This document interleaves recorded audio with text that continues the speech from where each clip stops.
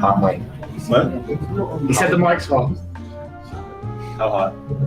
Scalding. All right.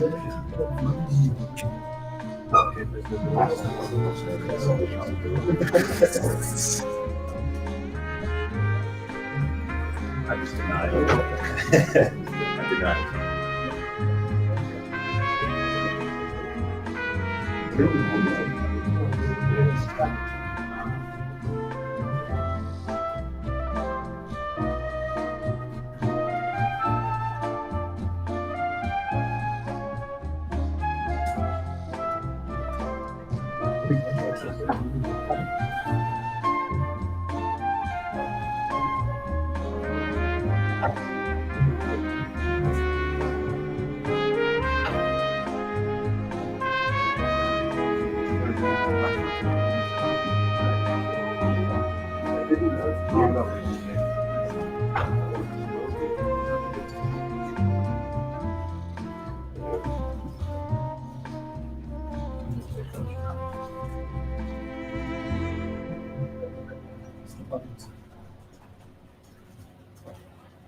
Я почему никак не уйдут же оттуда, это будет вообще надо со стороны, они их типа, знаешь, просто зарастили и все такое. Как бы, если не скажут, ну, возвращаем, как не говорить об этом. Вроде не смогут. Where's that not really covers? I think that because I knew that if I did that, then they're going to go, why you should have done it, man. Да и просто ладно, что эти чуваки, да, Николаев, они их могут пристроить к себе и принцип, мне кажется. Ну, может, Николаев раньше, потому что кто-то дошел, добрался и все такое. И их пристроить. Yeah. Ну, что хотел, что в России. I know.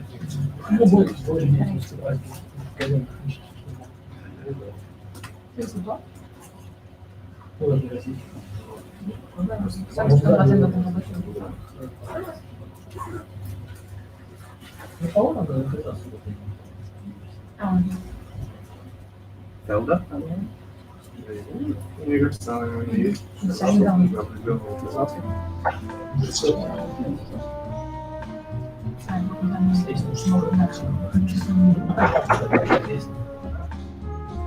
Yeah, yeah.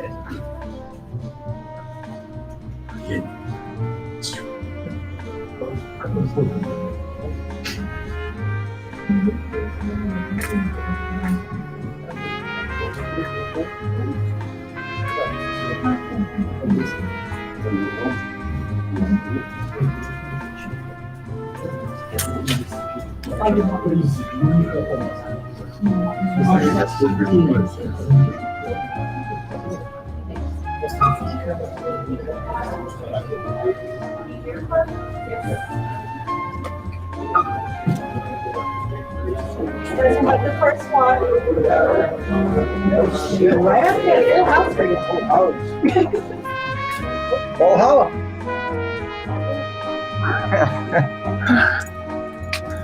All I know.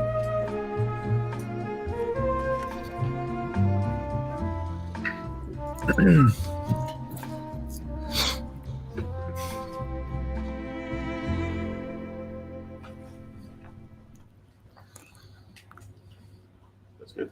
Yeah, very cool. Okay, well, obviously you've headlined before, but I mean it was a bit of a different circumstance, a different situation, right? Does this feel like a big moment? Because it feels from the outside like a big moment in your career. Definitely. Coming off wins, the moment only gets bigger. And I have another big opportunity in front of me come Saturday night against the number one fighter in the featherweight division, number 8 pound for pound, and I plan to go out and capitalize. Yeah. The first main event didn't go your way, but like I said, a completely different set of circumstances. But is there anything that you took out of that experience that you're using this time around to, prepare? Just that, the moment wasn't too big. I want more of them, and that I was ready for the next one. I was hungry for the next one. And I went out and I earned me a big win over Jeremy Stevens and got to get my first main event win against Dan Ige last fight. So now we're riding that momentum in a big fight with Max. Yeah. Obviously, you're like you said, you're on the way up, right? I mean, we're all trying to figure out where Max is, right? I mean, he's lost to the absolute best in the game. So when you evaluate him, are you seeing a guy that's still very elite? Or are you seeing a guy that's a step behind? What are you thinking? No, I know right where Max is. He's right where he's left off. People want to write you out a couple losses in this game, but like you said, you're fighting the best guys in the world, And it's not people think he won that last fight, you know. So arguably he wins that fight. He's still the champ, and you guys are still thinking he's the best ever. So I'm ready to fight the best Max Holloway that stepped foot in the octagon, and I'm ready for 25 minutes. Funny how that works, right? You go from greatest of all time to washed up in one fight. Yeah, it happens quick, man. And you know, and that just like that's a beat fight. You know, people want to write me off real quick too, and we bounce back strong. And I'm just trying to ride this momentum and into a big fight with Max. Fair enough. And last thing for me, I mean, I know you're certainly not looking past this, but this featherweight division is exciting right now, man. A lot of big names. I mean, you want to be at the very top. Is this enough to get you a title fight? I mean, do you feel like a championship matchup is next if you win this fight? What else you got to do other than take out the #1 guy? You know, I'm the only featherweight fighter, I believe, to go 2-0 this year, and a win over Max. What more do I got to do? Do you believe Max won that last fight? So I gotta watch that thing again. I should have been more prepared because I've been asked that question 100 times. But I was in Fight Island about to fight Dan Ige that fight, and I had watched it. And if you know, I thought he might have got the nod, but at the end of the day, I got to credit the champ too, because I know in that 5th round he kind of dug deep and got some takedowns, pushed the pace a little bit. So it was really close. But you know, to have a fight that close, like you said, people are already ready to write off Max Holloway. It was a close fight with the champ, and that's what happens when you're fighting the best guys in the world. When you were looking at your next fight, was Max a name that you thought was possible after his last loss? I did, mostly because the division is so stagnant. None of these guys want to compete this year. You know, it's like they found an excuse rather than a way all last year. And, you know, pandemic too, I was training out of my garage with my brother and my mom doing strength and conditioning with a 40-pound sandbag, a rice bag or something like that. You know, it's the biggest weight I had to prepare. I'm just trying to find a way, man. My reasons to, you know, achieve my goals are far bigger than my excuses. And I think that's earned me a shot with Max Holloway to get that #1 contender shot. So since you've been active, like you said, the only one that's gone 2-0, were you prepared to fight someone below you just to stay active in this division?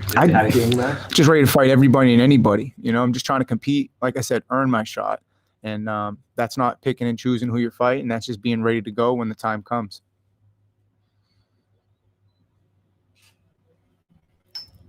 On the notes they passed out to us before this, you made note that your hero was your mother.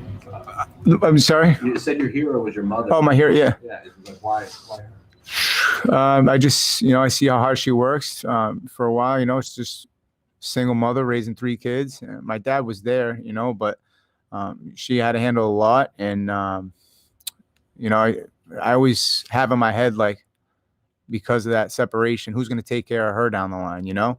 And I felt like I took that responsibility mentally, and I'm just trying to chase, you know, the life on the other side of a win with Max Holloway and improve my living standards, my families, my coaches, my teams, and you know, life gets better off wins.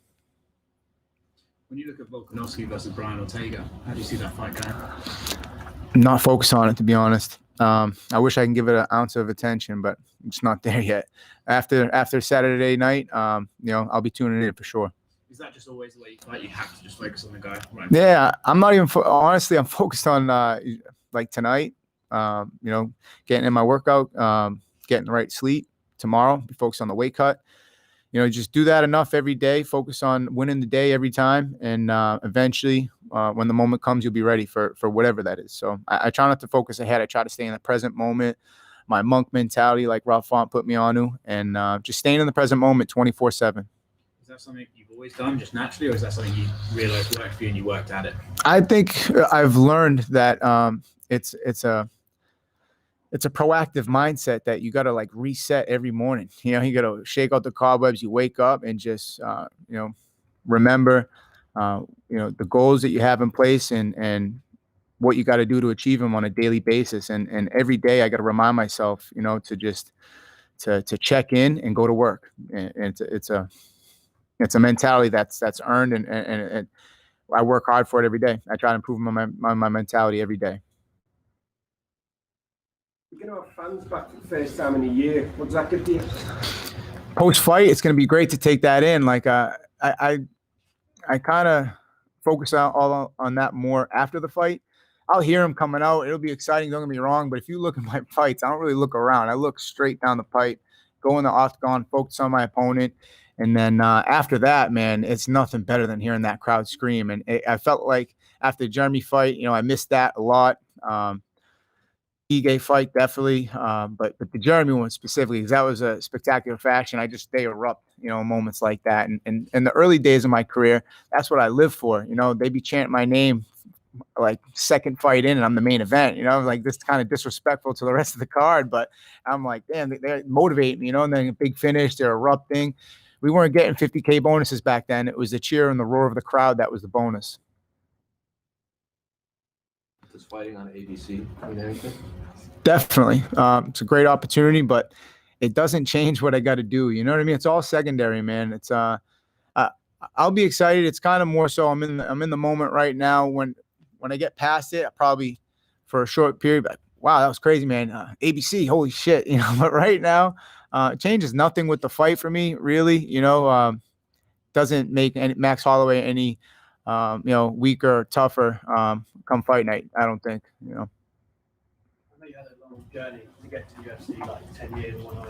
Trained with the Diaz brothers when you were younger and stuff. Do you think that it's all the right timing now, that all the journey has culminated to this point and you're ready to seize the opportunity? Definitely. It's been like a decade and a half, like 15 years, man. It's been a long road, but I feel like I'm ready for it now. I feel like it is the right time. If it would have come earlier, I'm not so sure I would have handled it right.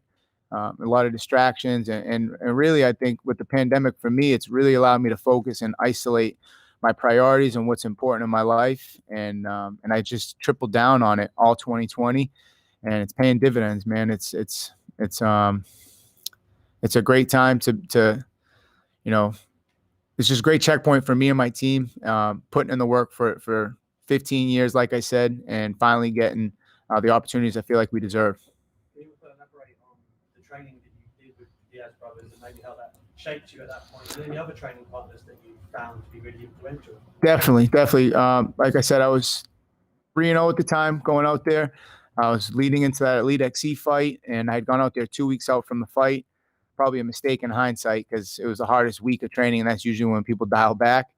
But I got like 3 bloody noses a day. I was a kid from Boston, trained with the kids from Cali, and it was all love. Like they respected the hard work, and it blew my mind. I went out there training morning to night. I was sleeping on Cesar Gracie's like living room floor, and when it's time to get up and go to work, we got up, and we didn't get back till like early morning, like 3 a.m. I remember we got in Nate's gym at like 12:31. He was throwing on his jeans and just finished up training, which was late as it was. But then Cesar said he had me coming in and, you want to give this kid some work? He's like, sure, all right.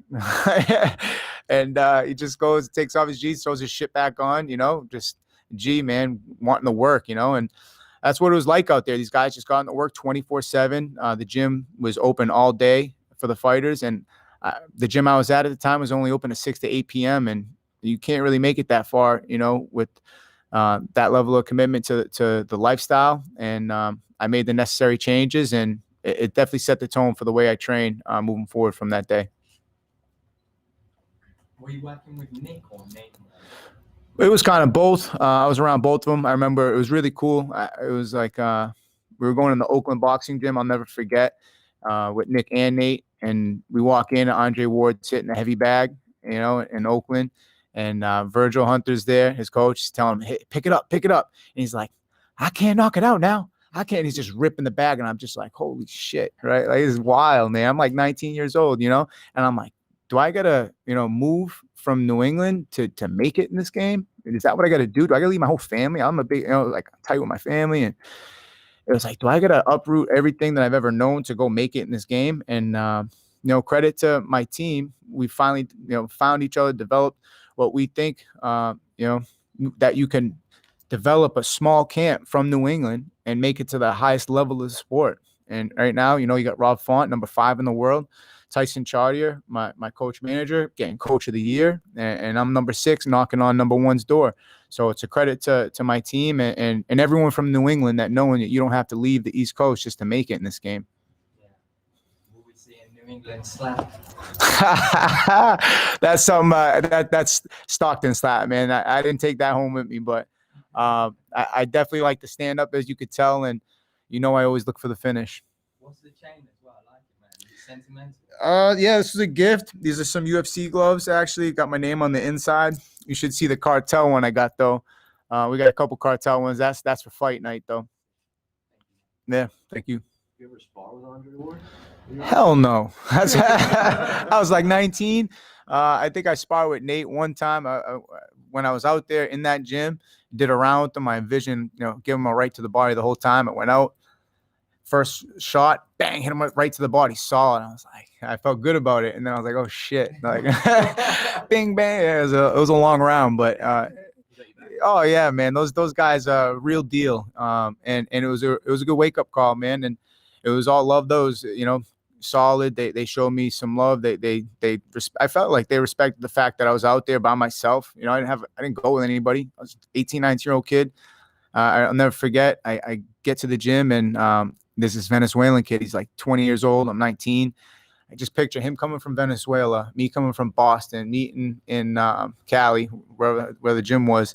And we just beat the shit out of each other for like 5 rounds for Caesar just to see what we were made of. And I was just like, shit's crazy. But it was, that kid ended up being like my buddy all week. That's how you got to earn your stripes. That's what I got out there.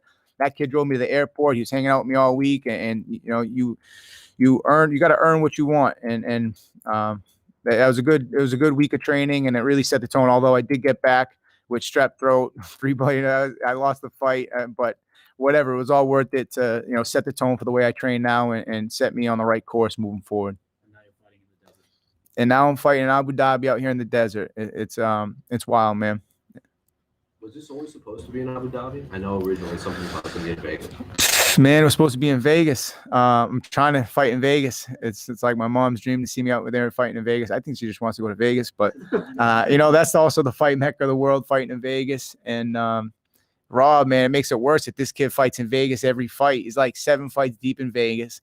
And I either, it's 50-50, either Fight Island or Vegas, and I still can't get me a Vegas fight. But one day it'll happen, and it'll be for the right reason. I don't know, but yeah, I was excited. Nothing worse than not fighting in Vegas than saying you're gonna fight in Vegas and then switching it. Stevens was supposed to be in Vegas too, but on the Adesanya undercard, and they pushed it to April and then May. Yeah, I'm hopeful for 2021.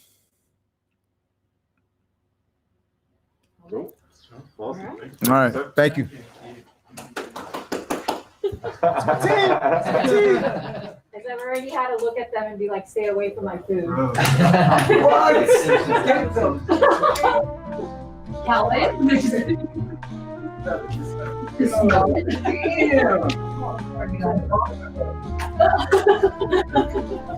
not fair. Yeah. Sure you don't want to put it there.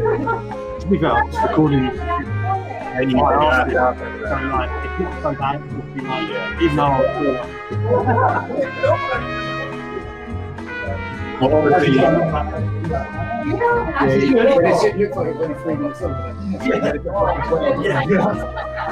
Well, Alex, we can use the video that I recorded, what was you going to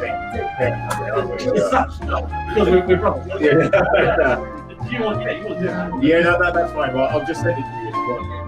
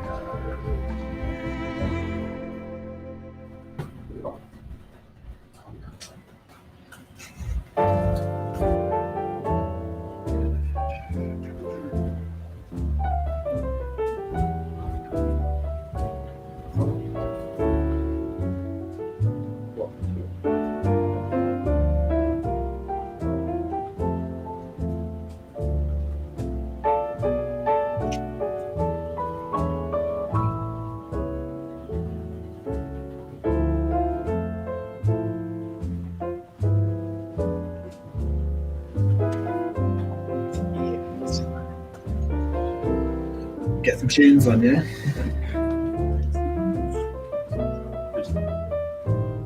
What are you talking about?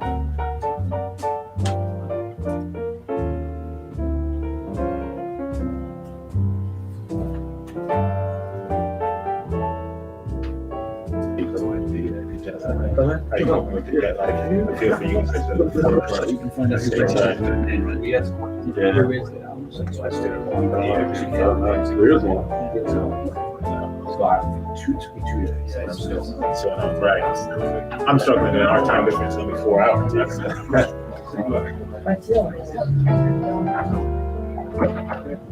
it's 12 hours.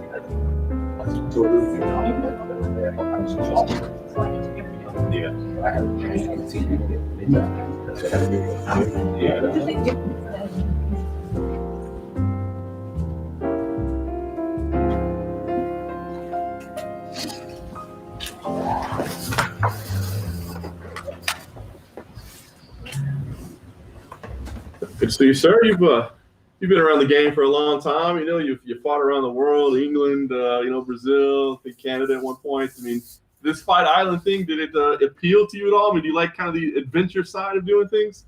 I don't care where the fight's at, man. I love fighting. I love being in there. I love going to battle, showcasing what I can do. So it don't matter where it's at. I kind of assumed that about you. So that's why I wondered when you said Abu Dhabi, if you were more like, cool, that'll be unique, or if you're like, hell no, just let me fight in Vegas. Well, it's cool. We get to stay for an extra like 5 days or something. Maybe. Well, I don't know if we'll have to be stuck in the hotel, but it'd be cool if we weren't stuck in the hotel. Get to explore a little bit, but yeah, man, it's like, it's a business trip, man. So, it's like I tell a lot of people, like, I've been around the world and I've seen a lot of hotels and arenas. That's about it, man. I feel that. Talk about when they brought the name Carlos Condit. Like I said, I know, it's a business trip, but I mean, Carlos Condit, obviously a respected veteran like yourself, a legend like yourself. I mean, did that get you excited more than maybe if they'd have brought some, 26-year-old kid to you or whatever? Like my last fight? Yeah, of course, man. Me and Carlos have a history. Like, we're supposed to fight a few times already, and of course that's exciting, man. I mean, he's, like you said, he's a legend, and he's been around, and that excited me a lot, man. Celebrated a birthday this week, right? I did, yeah. Did you ever picture yourself fighting at 40? I mean, we talk about this being a young man's game, right? Did you think I'll still be fighting at the highest level of the sport at 40 years old? I guess not. Yeah, never really crossed my mind, man. I've always been a one fight at a time guy, and I'm still that way. Every fight could be my last fight. You never know. So I just take it one day at a time and work as hard as I can, make sure that I get 1% better today. I'm doing better today than I did yesterday. And, I look at the same way as the fights, man. Today, this could be the last fight, maybe not, who knows, but I'm going to go in there and perform the best I can, and we're going to see what happens. Co-main event on network television. I think the idea there is clear. You two guys are all action. Is that what you're expecting to? I mean, do you look at this on paper and say there's no way this isn't going to be an exciting fight? I think there's no way that I don't dominate him, to be honest. On paper, yeah, it looks like an exciting fight, but I just think I'm better, man. And I think my skills are coming together so well right now. I feel so good right now. My weight cut's great, in great shape, feeling sharp and dialed in. And if he's able to make that into a battle or a war, I mean, that's going to be a blessing for him. To be able to take me somewhere like that is going to be difficult for him, I think. That's the last thing for me. They said kind of take things one fight at a time. But do you have goals for this year, like things that you want to accomplish? When you think about the latter stages of your career, do you see an end date? I mean, what's ahead for you? It's not out of the question. This would be my last fight. Again, I'll go home after and reevaluate then. I got 3 kids and businesses and all this stuff, and that's the hard part in life. The fighting is kind of the easy part, to be honest. So, and I miss my kids, that's what it really comes down to, so all the time away from kids, and they don't deserve that. Matt, when you say, this could be the last one, do you feel this was a fight you needed to do before it was over, though? Like, right when for sure. It was right away. We need to get back to the snap round fight. Yeah, absolutely. I've wanted this fight for a long time. I've looked up to Carlos. I mean, he was in the WEC before I was in the UFC, and I was watching him, and I was a fan, and I've always been a big fan of his. And I'd love to just go in there. Well, I will on Saturday, get to go in there and go to battle with them, and, going to put them out and, still be a fan after and hope the best for him. Do you think about like you said, this might be your last fight? Do you think about that a lot in these last few fights, or is this like specifically for this one? Honestly, just about every fight, man. There's a point in training camp where you're like, dude, I can't keep doing this shit, man. This is crazy, you know, like what am I doing? And then right around this time, you know, you start tapering. Well, or I started tapering and start feeling good again. You're like, dude, I got to do this a million more times, you know? And of course, after the fight, you're like, dude, we definitely got to do it again. But I'm not looking at it necessarily from an emotional point of view. I'm talking about it, you know, again, it's really about the kids, man. Like I miss so much time with them, and, you know, life itself, you know, takes its toll.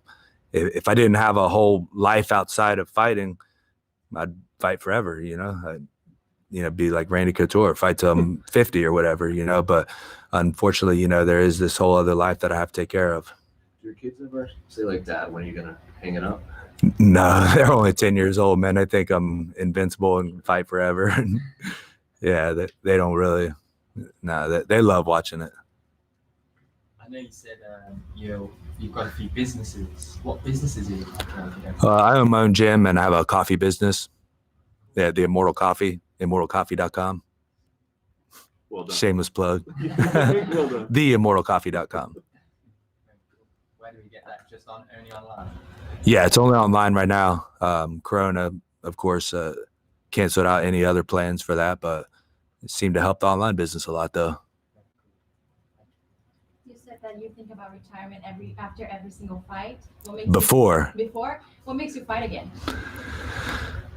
I guess you just get through that, you know, you love it. Like I said, it's before. There's a point in training camp, usually like, I don't know, 5 to 3 weeks out when you're just in that grind. It's just monotonous and you're like you're putting on the gloves and they're all sweaty from the day before. And you're just like, fuck, you know, and you're tired, wore out. And, you know, you try to, you know, go have dinner with your family or something. And you're just like, I don't even feel like being here, you know? So yeah, sometimes you're just like, man, I don't want to keep doing this. You know, I just want to live a normal life like a regular person, like grow a freaking garden or something, you know, and just be peaceful. But, and then again, you go fight, you get that rush, and it's the most amazing feeling in the world. You know, I think all you guys should experience it at some point. And do you think that's what you're going to miss the most once you retire? Of course. Yeah. That's what we all miss. Yeah. Yeah.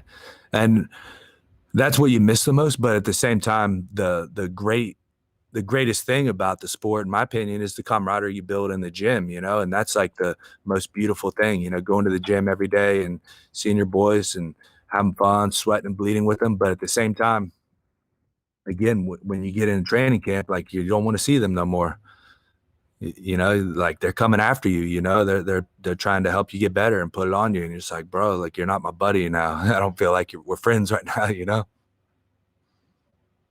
You speak about how difficult training has become and whatnot in this stage of your career. I mean, how much exponentially more challenging has it become over the past year? It's always been difficult. But now I just got to be smarter about it. It's not that it's more difficult now or less difficult, but just have to be more intelligent and recognize, you know, where the lines need to be drawn. And there are a lot more challenges in what you can and can't do because of the COVID situation, you know, sparring or things of that nature. There was originally when they did my last fight, you know, I didn't have training partners and wasn't technically allowed in my gym and anything. And then, you know, I might take some heat for this, but, you know, we just opened our gym. Was like, screw it. Like, we're not wearing masks. We're just opening our gym. You want to train, come train. If not, then go home. If they try to find us, we'll deal with that. And that's the way we've kind of handled it. And we haven't had any problems. We haven't had any cases. So, you know, it's all healthy people. And I have a lot of people come in the gym and they're like, dude, this is awesome, man. It's like a breath of fresh air. Like I can walk in somewhere without a mask and just relax, enjoy myself. And that's what a gym is about. You know, it's about a place where you can get away from the world and enjoy yourself and get in better shape and things like that. So, yeah, it's back to normal now, basically. Now you're near the end of your career.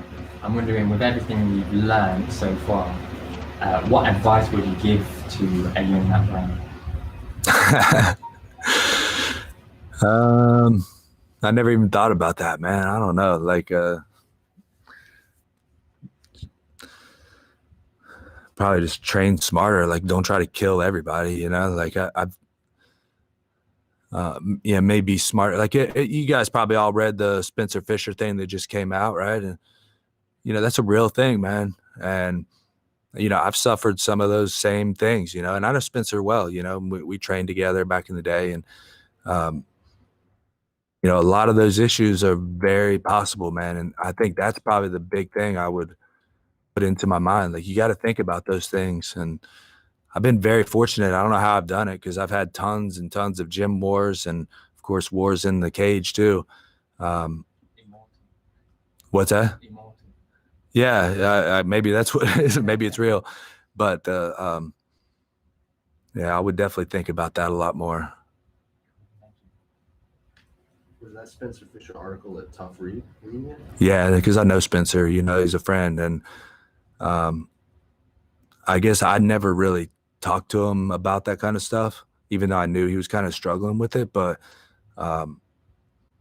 like, I didn't realize how deep it really was, you know? Do you think fighters should talk to each other more about that? Just let each other know, like, hey man, you might have this to look forward to if you don't slow down. Coaches definitely should. I mean, you know, fighters are what they are, you know, you don't want that to be in your head also, you know, like, it was like, I almost didn't even want to read the articles. Like, I don't want to think about that stuff, right? Like, you know, it's a risk that you're going to take, but coaches, man, that's their job, you know?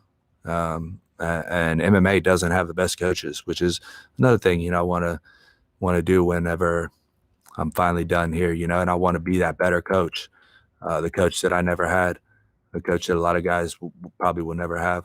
And I think I'll be a better coach than I will fighter. I think I'll be far better. I think I could train lots of champions, and, you know, just come a matter of coming across the talent.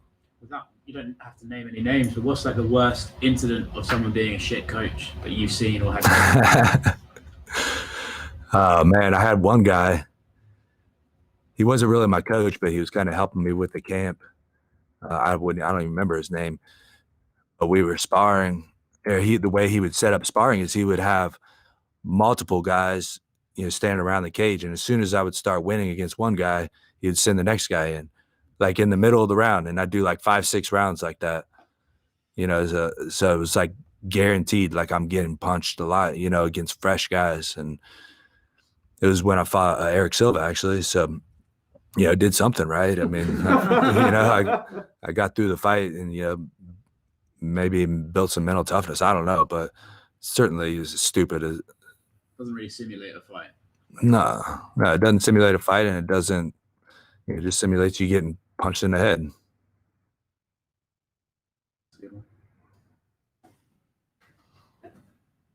Cool. Easy enough. Thank you. Man, thanks, guys.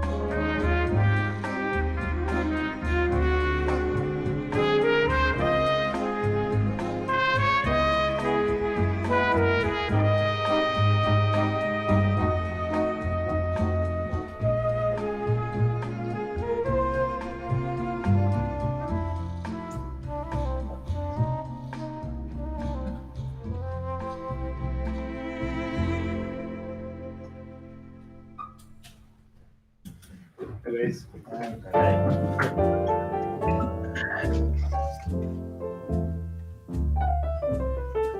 How are you doing?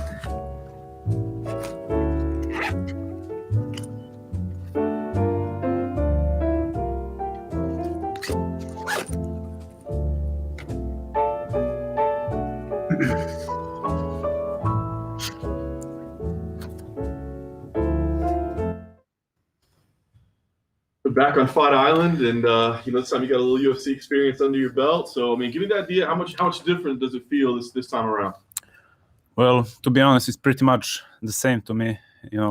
I've enjoyed the first trip here when I faced Diquan on, I don't know what number the Fight Island was, but never mind. But still, I have a blast. It's really nice here. Yeah. This opportunity now, you're on a main card already. So in your career, it's network television back in the United States. I know you didn't grow up watching ABC or anything, but does that mean something to be fighting on network television main card? Well, first of all, it's an honor to be given an opportunity to participate in the main card again. I think it's a big deal for me, to at such a young age at my career, at the start of my career, basically to be able to open up a main card, and as you said, to be on the national television, which as I understood watches 1 million people. So it's a big deal for me and a huge opportunity. Yeah. Were you surprised when they came to you with this matchup, right? Like 2 Contender Series guys, 2 undefeated guys. I mean, were you surprised? Well, at first, yeah, I didn't think that they was gonna put 2 guys who are undefeated at such a young point in their careers, but then I gave it some thought, and my opponent had problems at Contender Series with a guy who had, let's say, similar style to mine, and myself had trouble with a guy who is like him. So it's an interesting matchup, definitely, and I see what they did there. But yeah, I think when I give it some thought, I think it kind of makes sense, right? Yeah. What do you think? I mean, he's had some time off, right? So it's been a while. What do you think about his style, about where he's going to be at coming in? Well, I don't know much about his time, his layoff, and me myself also had a big layoff before my last fight. So I don't think that means much, as long as you're training and staying ready, that won't impact how you perform, and yeah, I think he's gonna be on his top game, and I'll be the same. Nice. Lastly for me, what's the goal here? Like you said, I mean, you're so young and early in your career, right? But I mean, you beat an undefeated guy on a main card on network television. I mean, are you trying to announce yourself as a contender already, or what is the goal here?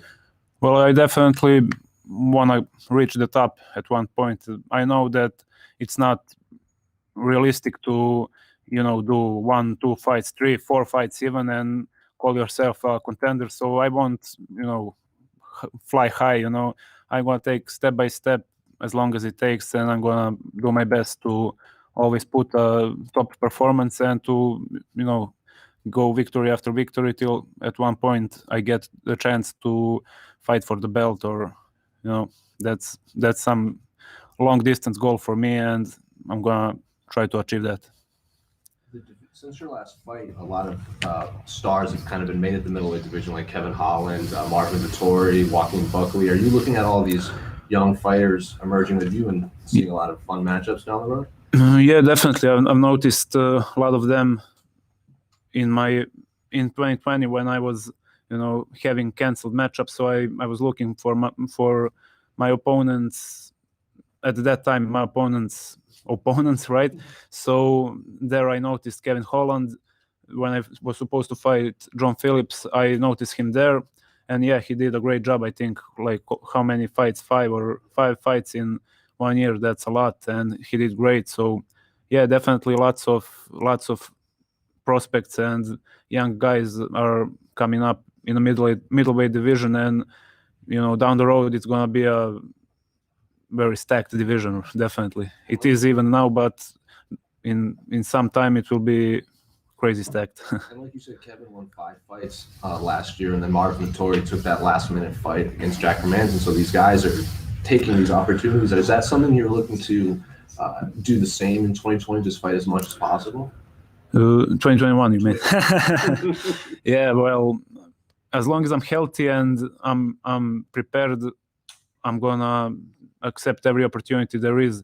I don't feel like I'm I don't have the time or I'm rushing something. I just want to take it step by step. But if a good opportunity presents itself, I'm definitely going to grab it. But I'm young. I have 10 fights so far. That's a nice number, and now 11 going to be. So I think that I'm not in a position to rush anything. I can take it slow, take my time, and success will follow. Yeah. How's your thesis? Next question. Yeah, it's still like last time you asked me. It's still on that point, but honestly, I do have plans on finishing that. It's just that I have some problems. Just kidding. What was the feedback like back at home? The last time you were here, you said you wanted to be a big star in Serbia. Well, definitely lots of press covered my success and the victory. It was a bit unexpected, to be honest, but it felt good to see that someone recognized the success that me and my team did for the country, because we represented Serbia, and it felt good, seeing so many people, recognize that, support us, and also lots of people that didn't know me now follow me. They became fans, you could say, and I'm really glad that we are spreading the good influence on our, people back in Serbia. And also, it's not just in Serbia; the whole region, whole Balkan, is following, supporting. So I'm very glad about that. Do you feel more pressure because of that? Because the last time you were here, no one really expected anything from you back at home, and now, as you said, the whole region is watching.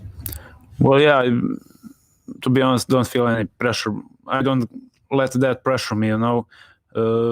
My performance is my performance, and no one can influence that. I believe we did our homework and we prepared well for this fight, and that's it.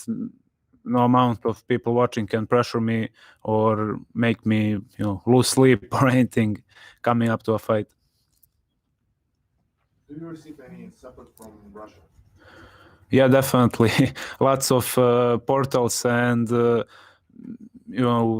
digital medias have wrote articles about my previous victory, about this upcoming match. So I've definitely noticed from, let's say, those foreign media the most support from Russia. Yeah, definitely. How have you found it? You're 10-0 now. You're coming out of Serbia and fighting there, and since making the transition to the contender and the UFC, obviously you've had a very successful start. Like, how much confidence has that given you moving forward in your own ability? Well, we always train, and I was confident back when I was a contender. I was confident on my debut. I'm confident now because we're always trying to improve, and we're always learning some new stuff. But after, let's say, my contender series fight, I gain a bit like a bigger level of confidence, because I never experienced a 3-round fight and at such a high tempo and pace. So that was definitely something new for me at the time, and just experiencing that has given me, like, I feel a bit easier. It's like I know when if we go to the deep water, I know I can handle the pressure, that my cardio can handle it. So in that term, definitely feels good to be able to overcome that adversity. Did you expect it to be like a different level once you started fighting in America? Excuse me? Did you expect it to be a level up when you got to the UFC? Well, yeah, definitely. UFC is it's a UFC than 10 empty places, if you ask me. So definitely the top and hardest competition is at the UFC right now. And I think that each opponent, you can't just say like, yeah, it's an easy fight or something based on, I don't know, score or anything. That guy is in the UFC for a reason. You know, they don't give out contracts, like a gift. So definitely, I take everyone here seriously, and I don't, think less of any fighter based on their score or I don't know what. We just take it seriously, whoever we're facing. Any other questions? Perfect. Yep. Thank you, guys.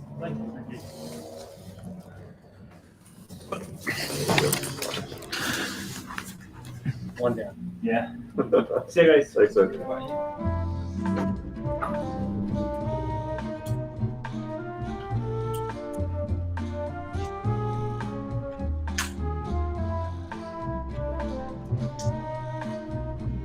Yeah, we get those media day and the auto.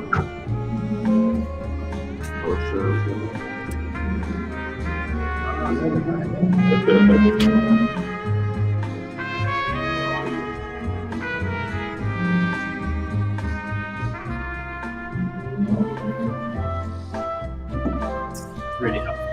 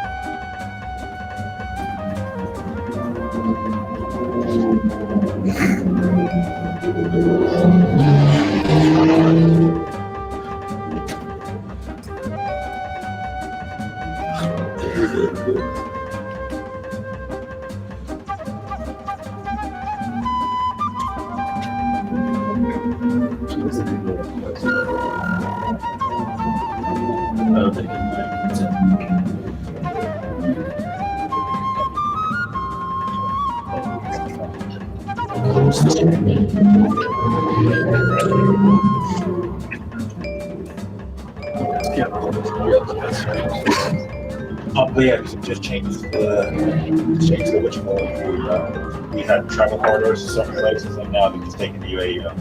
So yeah. So, now it's like down from London into being born in Iowa. My fiance, we snuck out and said, go to my parents.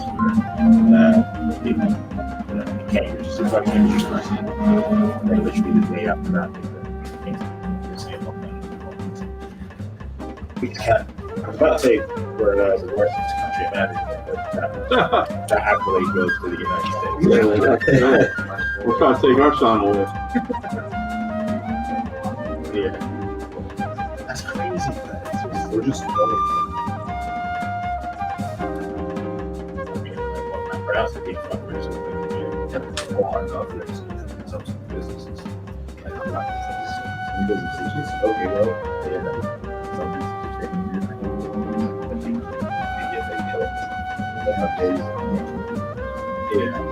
Yeah, we see some of the videos of just we're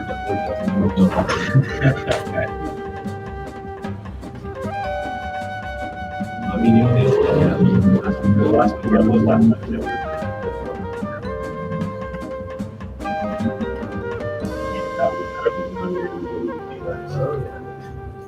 Pointing and laughing.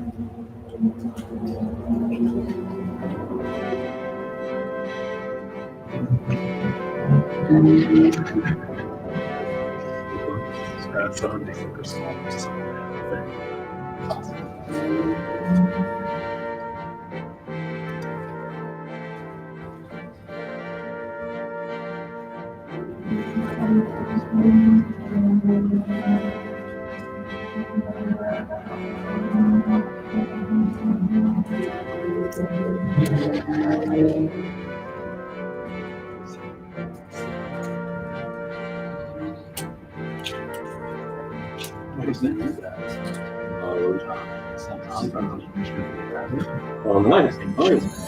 With proper work. Okay. Yeah, I was one of the ones where they're like, take it.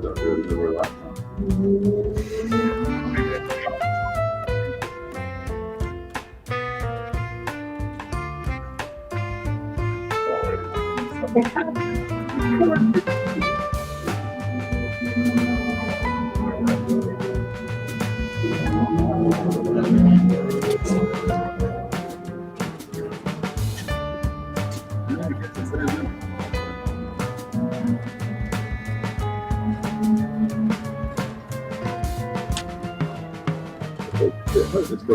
I didn't do it. I would never chant on studio. So watch the lot of second channel and stuff.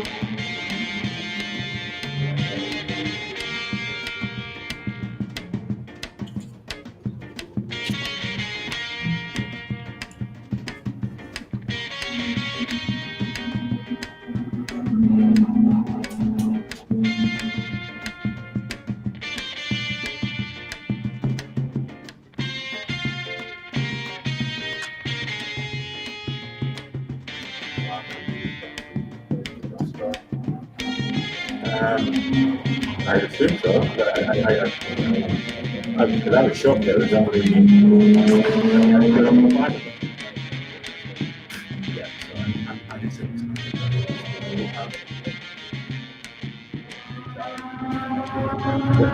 yeah, exactly. Well, if they were banking on going the what you call it, the week of the fight next week, then they're screwed, right?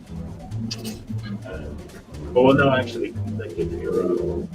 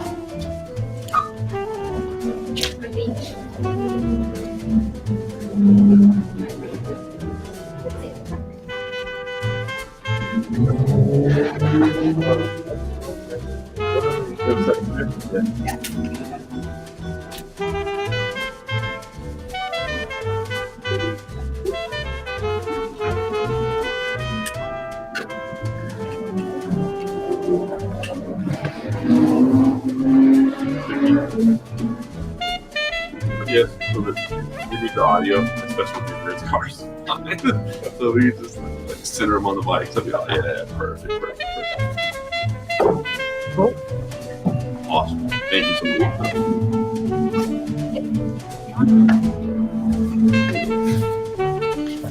Oh.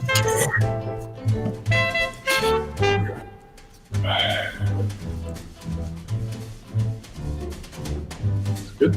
Yes, good. Awesome. So it's been a while since we've had a chance to see you. I know last time things didn't go your way. I want to find out what lessons you took out of that loss back in March. 说已经过了一段时间，他上次见到你，然后当你上次已经那场比赛结果不是想象那样的话，你最近的状态怎么样？是啊，本来我们是可以早点见面的，都是这个疫情搞的鬼，搞得整个大家都是错过了很多好的机会。不过没关系，好事多磨啊。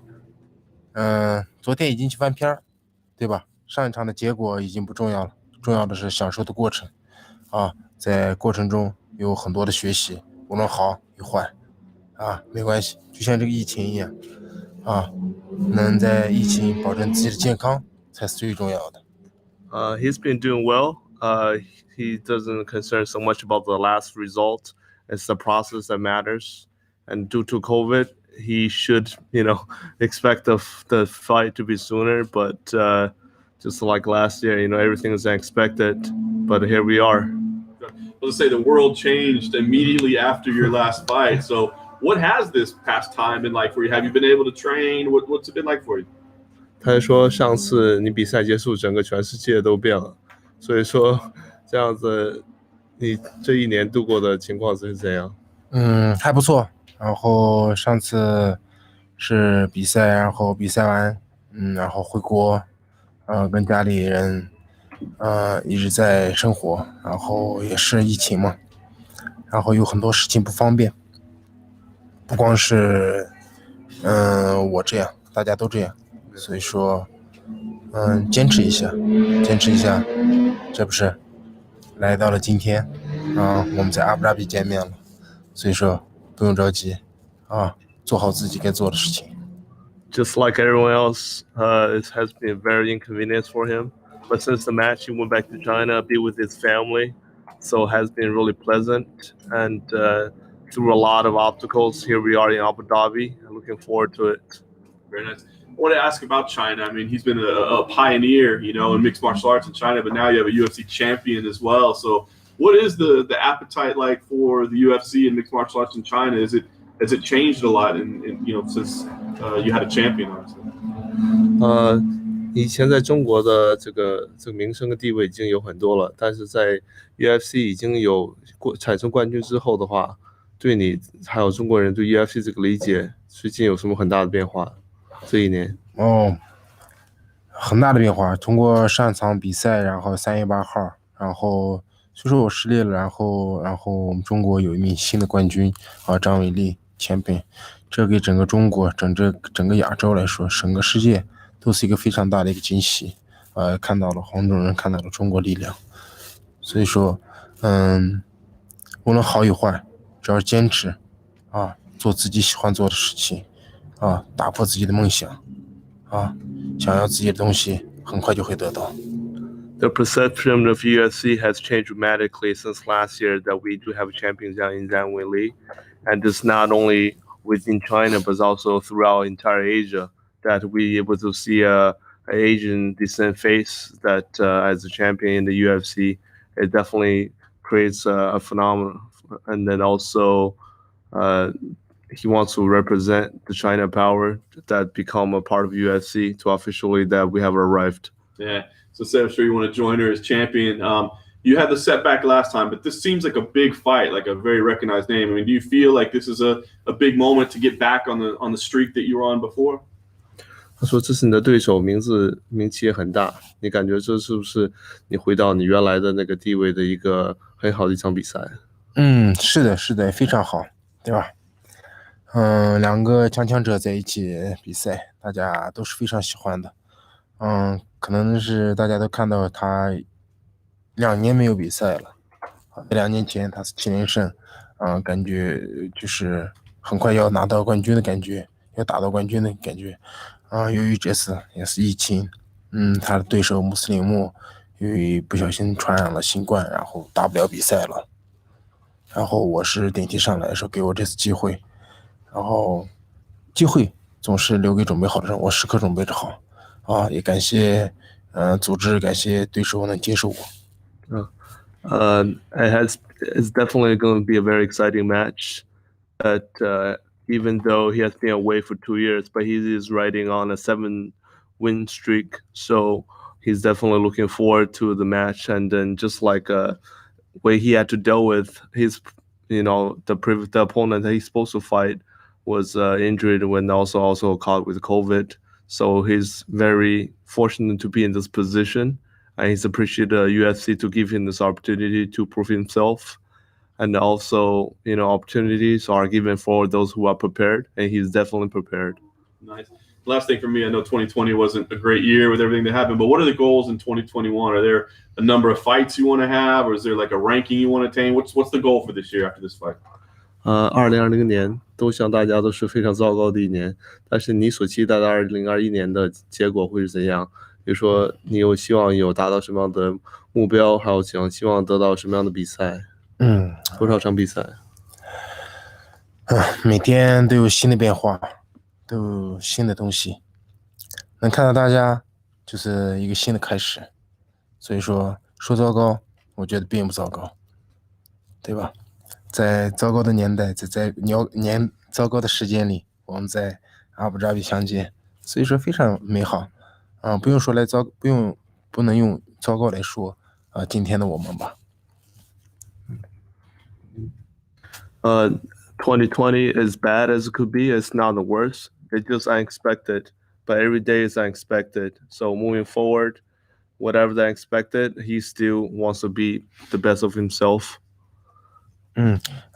今年的计划我是准备想打至少2到3场比赛这场比赛结束之后，然后可能会回家调整一段时间，然后6、7月份可能还会再打一场比赛。His goal for this year is definitely have a good match between 2 to 3 fights, and he's his plan really to go home to be with his family, adjust his lifestyle, prepare perhaps for the next fight, maybe in June or July, as expected. 这个很多就是因素是计划没有变好快，计划是2到3场，看自己的状态，还有就是团队，还有是我的经纪公司之类的。Well, we can plan, always hope for the best, but our goal is 2 to 3, fights. But with our team and with our organization, whatever comes, we'll be prepared. 看似我一个人在战斗，在和对手比赛，其实不是的。也包括大家都坐在这里，为着一切的比赛在做努力。我也是，我有家庭，有团队，有朋友，有粉丝，之类的，我们一起。Even though in the cage there's only one fighter, but behind that one fighter, it comes the team, we come to the family and all the UFC family, including the media. So he knows the responsibility between every single fight. You both made your UFC debuts around the same year. Have you ever possibly been matched up in the past, or have you thought about fighting Santiago until this fight week? 你和今天这个对手都是大概同时来参加 UFC 比赛的，所以说你们之前有没有排过？还有你之前有没有想过会跟他对手？没有。然后我有想过和这种人比赛过，但是之前组织没有跟我和他安排去比赛过。Not particularly in the past, but he has felt opponent similar to his style before, but no, he has not has planned, to fight with him, particularly in the past. What have you made of the welterweight division since your last fight? A lot of people in the top 5 haven't been very active in 2020. The champion hasn't fought in a while. Colby Covington and Masvidal don't have fights. So what do you make of the welterweight division right now? 他说你的重量级的话，最近这段时间没有很多的动态，尤其是前5名，就像那个Jorge Masvidal他们最近都没有比赛。你对这个事情是怎么看？对你这个级别？OK， 中国有句名话，一个名言吧，也是，在乱世出英雄。还有一句话就是好事多磨在这个级别，他们没有比赛，可能还是由于这个疫情的原因。Well, there's a saying in China that hero always rise during the most difficult time, the wartime, but given the being pandemic, it is wartime. So, this is when the heroes usually arrive during the crazy chaos time. 每个人你时刻保持好做好自己，就像这次一样。大家按正常的出牌的话，不会安排我会和他打的。Everyone just need to stay prepared and stay on their toes, and then just if this is a regular game, the cards will not be dealt this way. But because he is ready. He's been whatever the card been dealt to him, he will play that hand. 哎，所以说每个人要保持好自己的健康，保持好自己好的训练，机会总是给准备好的人。So I say one more time that opportunities are always given for those who are prepared, and so I will always be prepared. 我准备好了，我来了。He's prepared. He's here. 今天坐在这里看到大家，我很开心，我已经成功了。别着急，等到晚上，我们再见证一下。It is a success already that he's here sitting down and then looking at every one of you guys. So looking forward to tonight. Awesome. Cool. 谢谢 Thank you.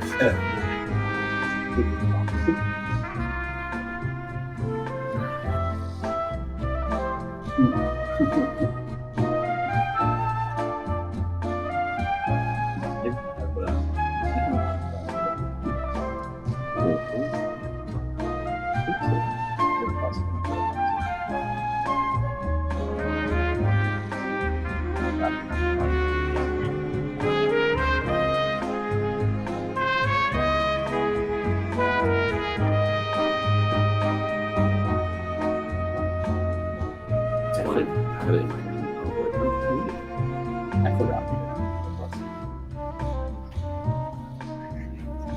I had it in my hand. I was like, I don't think we used it last time. I guess we don't need it.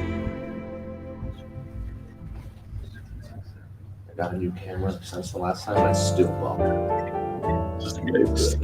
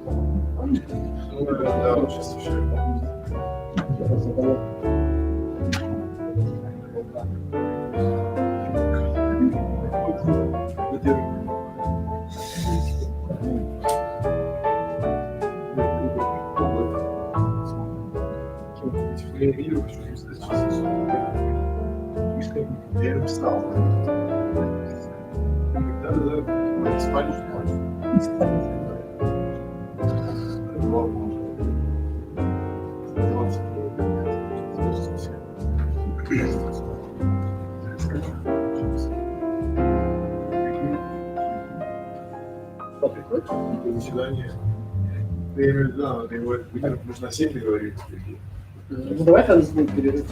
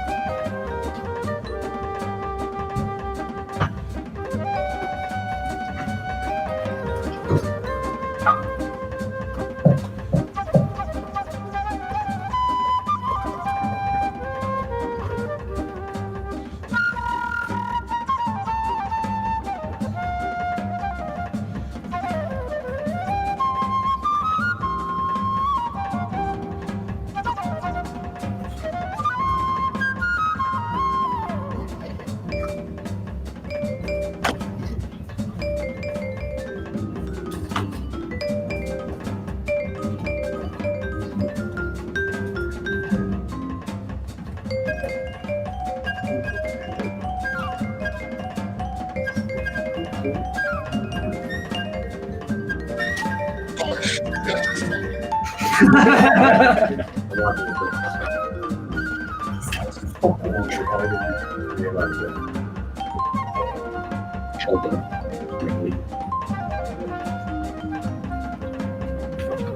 fight isn't tough. Sorry. What? With Nate. How did you what did you say to that? Mate, I said, can you do me a favour? What? He said, can you take Diaz, please? And he said, I'm not coming to fight with Nate at level. I said, well, you can fight. And then I said, is it against Nate? Who's coming down to lightweight? And he was like, no. And I was like, oh, what is like, how's all them else will do? Like he's cagey. Oh, God. I'm like, well, you're just gonna get maybe I think he like honestly the gauge he could 100%. That'll be the fight as Jim goes. I have a really good the body. Yeah, no, right. I have a dual fucking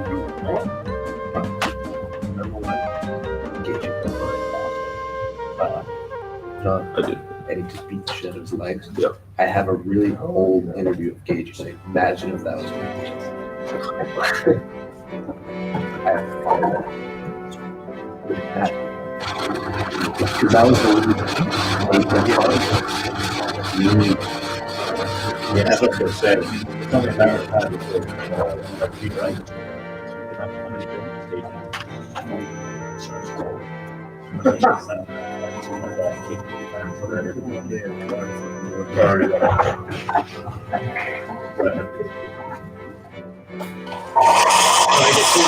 When I get taller than that.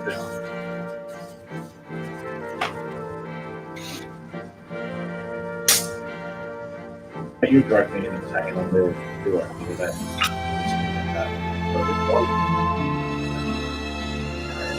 Oh no, they just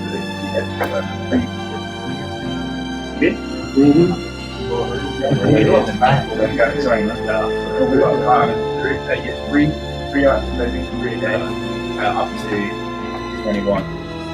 You're putting the right back, making that back is all on Friday,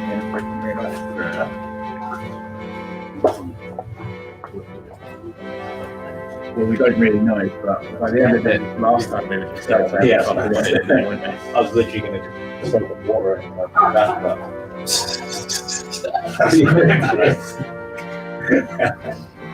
what is this? First time we had the washing machine in our room.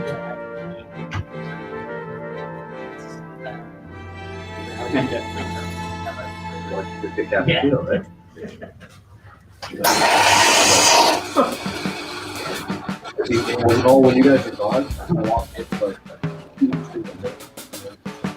and stuff like that.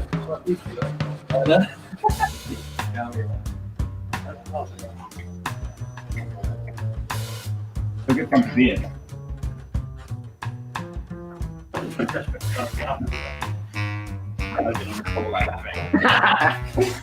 Cardio was last day. 0.0.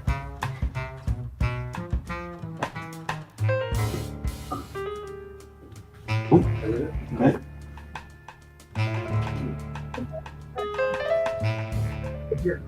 Here, you guys can go there.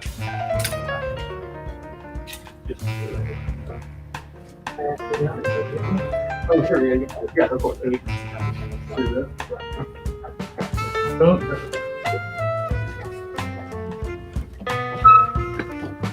Piccolo.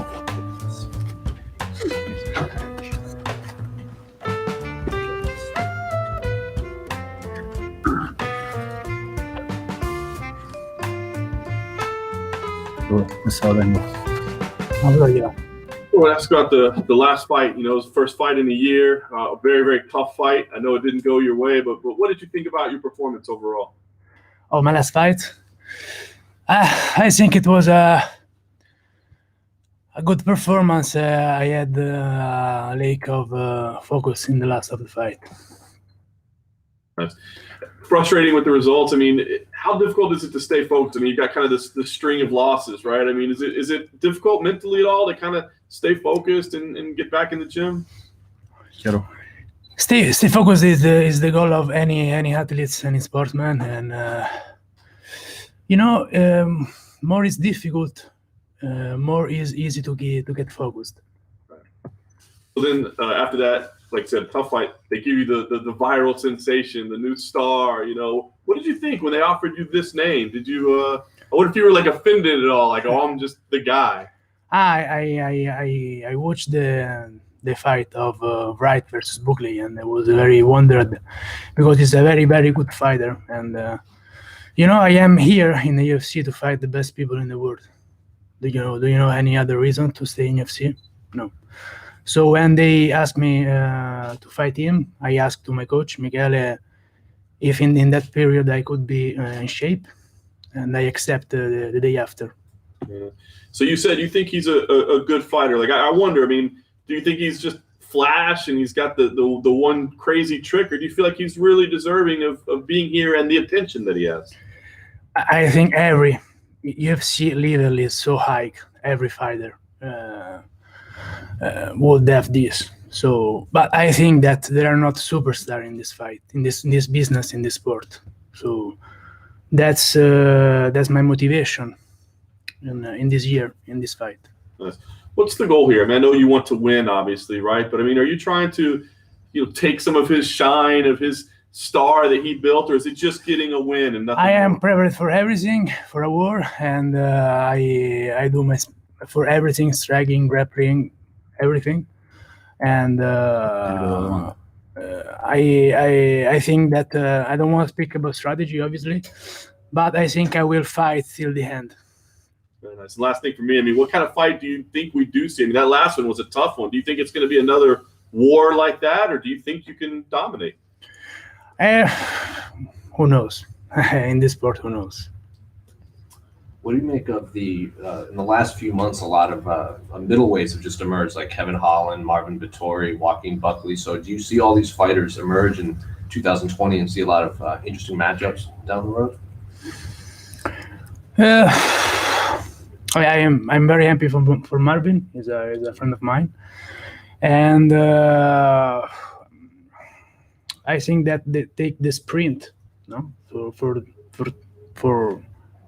for go on the top. So I think that for Marvin, I'm very happy. I really don't like Kevin Holland as a person, but he's a personally, and I don't want to make trash talking to him. I respect him as an athlete, but I don't like him.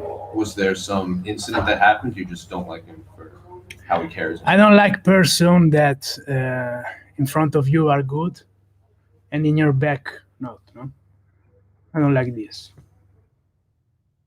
So are you hoping that to fight down the road? A fight against Kevin Holland down the road? Wow. Also tomorrow. Yeah, but perfect. Didn't need translator.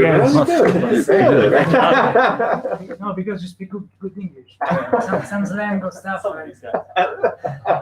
Thank you, sir.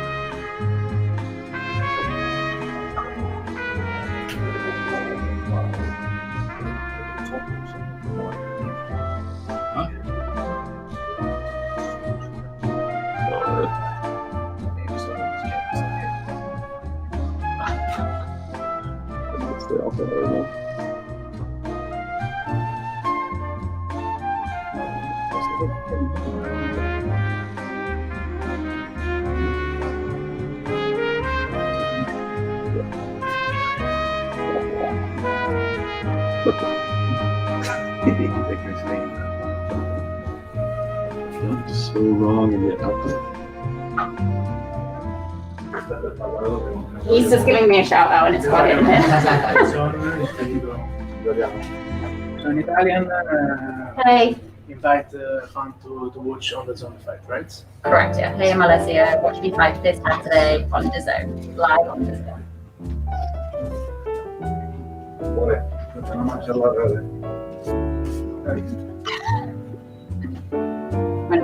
Ciao ragazzi, sono Alessio di Chirico, guardatevi questo sabato su Dazon. Beautiful. Thank you.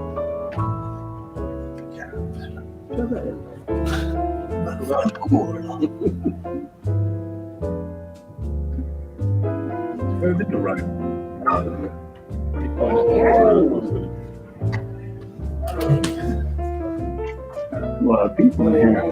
What's up, guys? What's going on, man?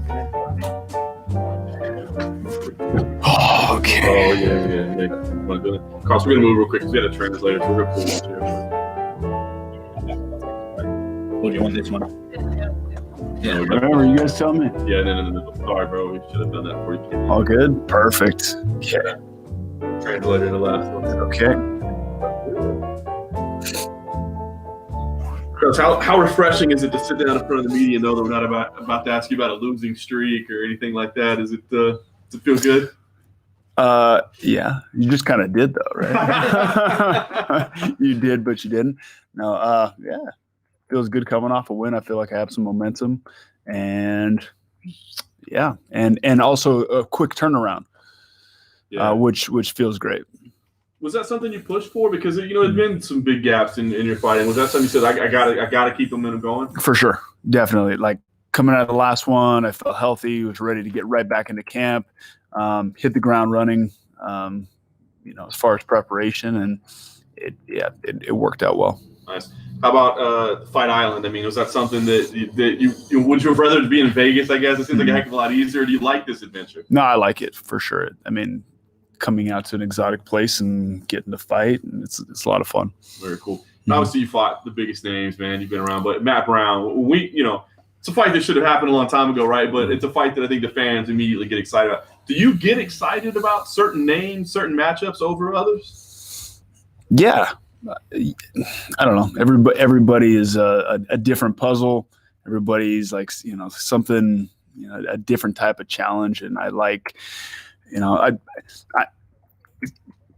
like the challenge of fighting a guy like Matt for sure. Would you consider yourself like a fan of his, so to speak? I mean, he's been in some amazing fights. Yeah, absolutely. Like a guy that fights like that for sure. Definitely. Network television, does that do anything for you? I mean, does that get you excited at all? Or I mean, I know you've been doing this a long time, but does that get you excited? No, I mean, like I hadn't really even thought about it too much. I don't think I fought on network television before. Has the UFC been on network? Fox back in the maybe I might. Maybe you did like one or two. I may have done a Fox car, so my fight was on Fox. I don't know. So no, it doesn't do anything. It's all the same for me, man. On paper, like we see this fight, we think two warriors, it's going to be an absolute war. I mean, is that the way you see it? And does that excite you? Because obviously it probably means you're coming out with some bumps and bruises and some scratches and not so much. So does that excite you or does it not? I'm going to try to come out as unscathed as possible. I'm going to try to get out there and get this thing done. And, whatever happens, I'm prepared for the worst. But no, I feel like I can get in there and get it done and, hopefully not take anything, but I'm kind of durable. So I'll be all right. That's awesome. Last thing for me, what are the goals for 2021? I mean, obviously, like you said, you'd had some layoffs and losses and we didn't know where, but now you got momentum and you're starting the year early. So, I mean, do you have like a game plan laid out of where you go? No, I have my mind supremely focused on this fight, getting this thing handled. I mean, there's a lot riding on this fight. A lot of guys getting cut, a lot of people on the chopping block. Mention, you like to mention the losing streak. I've won one of my last 6. So, not a great record for my last contract. So, and I'm also up for renegotiation too. So a lot going on in that respect. Is this the last fight on you? Yep. So you feel like, I mean, I don't want to say pressure, but you do feel like this is a bit, like you said, there's a lot riding on it? Dude, I'm getting in there against a guy who's going to try to fuck me up, right? So there's a lot riding on this on a lot of different levels, like lots of levels. So, for sure. Well, you probably don't want to think about it too much, but would it be weird for you to, think about the concept of maybe not fighting in the UFC and, especially under the Zupa umbrella, how long you've been with WEC and UFC? Yeah, I mean, it would be different, but I don't know. Like I haven't thought that far ahead. I'm taking it, like a step at a time, and I got plenty to think about right now without all that. What do you think about a limited number of fans being allowed? So fighting in front of fans again. It seems cool. Like I don't know. I kind of liked not really having too many people, but I don't know. I don't know. Matt was in here earlier, and he said pretty much before every single fight he retires. Like at some point in camp, he just doesn't want to go through the camp anymore. Have you ever had those thoughts? Yeah. Sorry. My bad. Yeah, I definitely have. At different points in my career, I've like, especially fight week, not anymore. It's been a while since I've been like, consumed by anxiety. Like, why the hell am I even doing this? But there's been times in my career, and this was years ago, where I'm like, God damn it, this is so unpleasant to like just dealing with the nerves of fight week. Matt said he's also been thinking a lot about like health down the road lately. Is that something that you're also thinking about a lot, like at this point in your career? I have for years. It's something that I've thought about for a long time. And I mean, if we're realistic about what it is we're doing, you have to, right? Like, like we have. I mean, he's, we're maybe me and him are old for fighters, him and I, but like as people, we're not that old. Like for humans. So we still got a little bit of time, left on this earth that we gotta, function and, hopefully have lots of goals and cool shit to do in the next, 40, 50 years. Do you take precautions in training to sort of, you can't stop it from happening, but to just sort of hold it back a bit better? Like, do you spar heavy still, or do you try and stay away from that stuff? I've sparred plenty heavy for a really long time, and so no, I don't. I spar with guys that I trust and that are kind of care about, like they're there for me and not for them. And like you get a guy who is there for them, or you get a young guy who just wants to go out there and take your head off because it's a feather in his cap. That's not a smart move, for longevity, or even, I mean, you could be out of a fight and it costs you a lot of money. Matt was saying something that in MMA that could help change sort of fighters getting busted up too much is coaches getting better and looking out for their fighters. Sure. Would you agree? Yeah, absolutely. I think that hard sparring needs to be monitored by coaches. I think that's definitely a good idea. He was. I asked him to share a story about one example of terrible coaching, and he said there was a time where every round he would spar, if it looked like he was winning, the guy would just change the fighter to a fresh guy in the middle of the round. Have you ever experienced something like that, or do you know of anyone who's had just terrible coaching advice?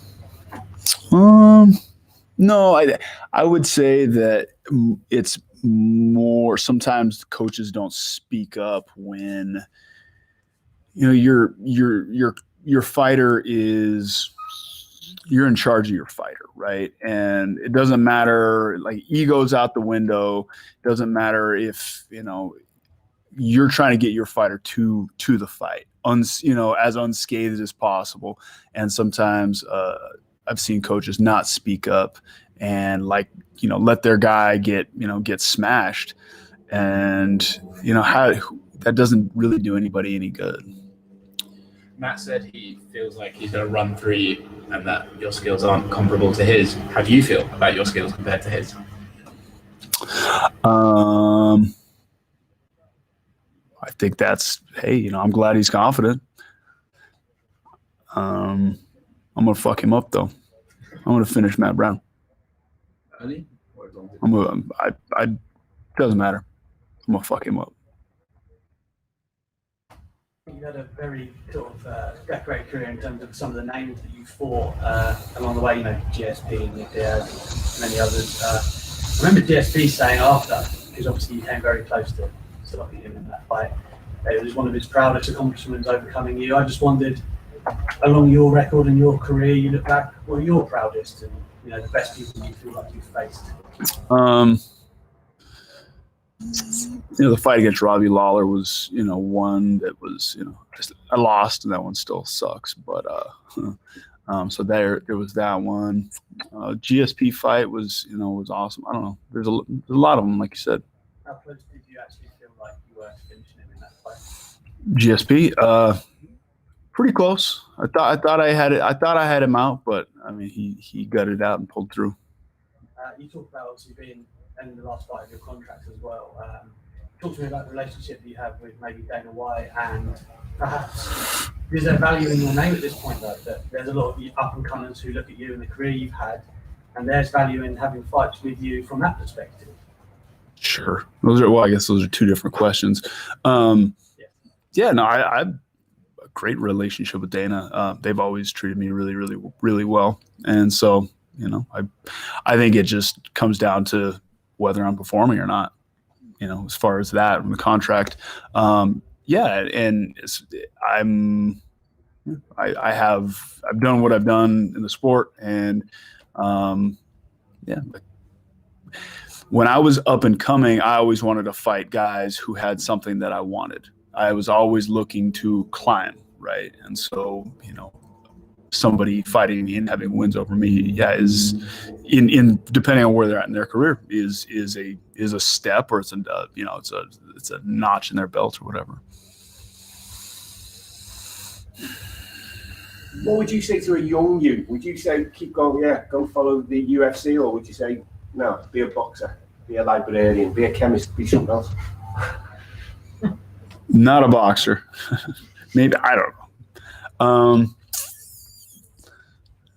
I don't think I had any other choice. Like I was locked into this from pretty young age, and I was just the path that I was on. I was,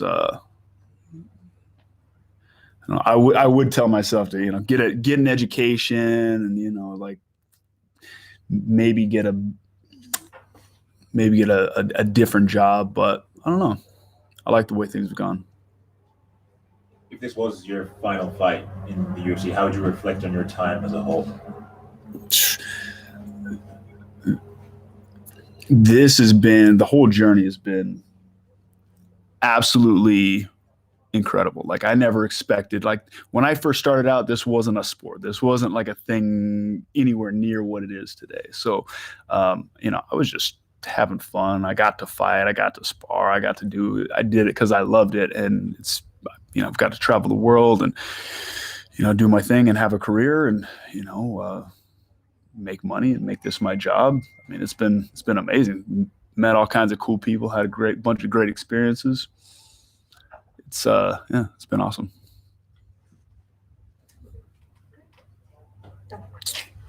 Rather than 1-5 in your last 6, I would go with undefeated this decade. Oh, there you go. I like that.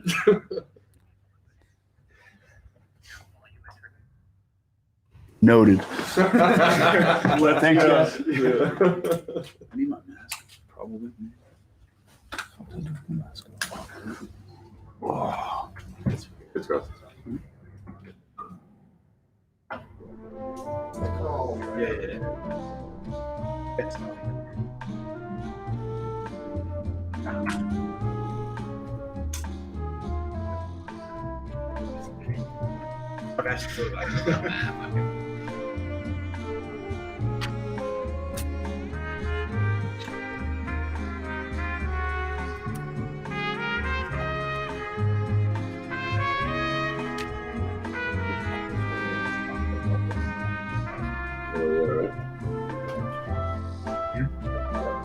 Yeah. Well, I'm just about full time.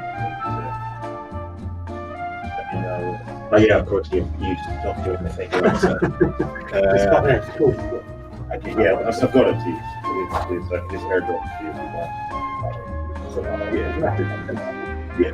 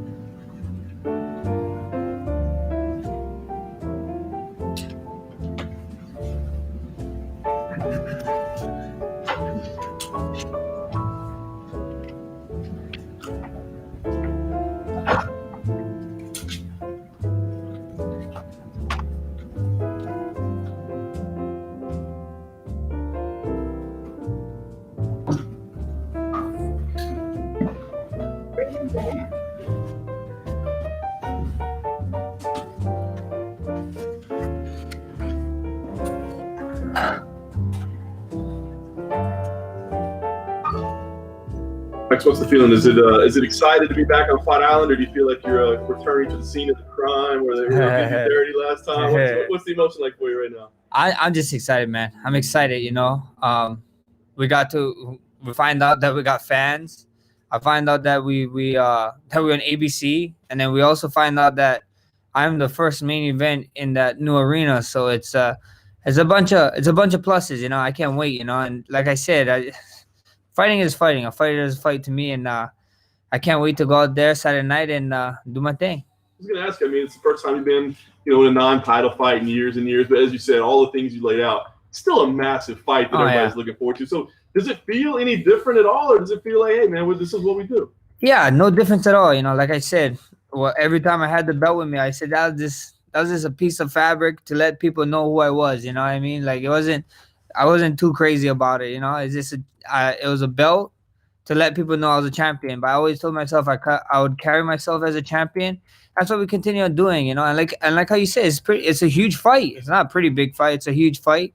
With this whole ABC stuff. I know a couple pay-per-view guys would rather be in my spot than even fight on pay-per-view. ABC is a big thing, and even being the first fight, in 3 weeks, coming back, we the first one of the year, and first fight with fans in since March of last year. So it's just what a time to be alive. I'm excited that I get to be in this opportunity, and I can't wait to go out there and do my thing.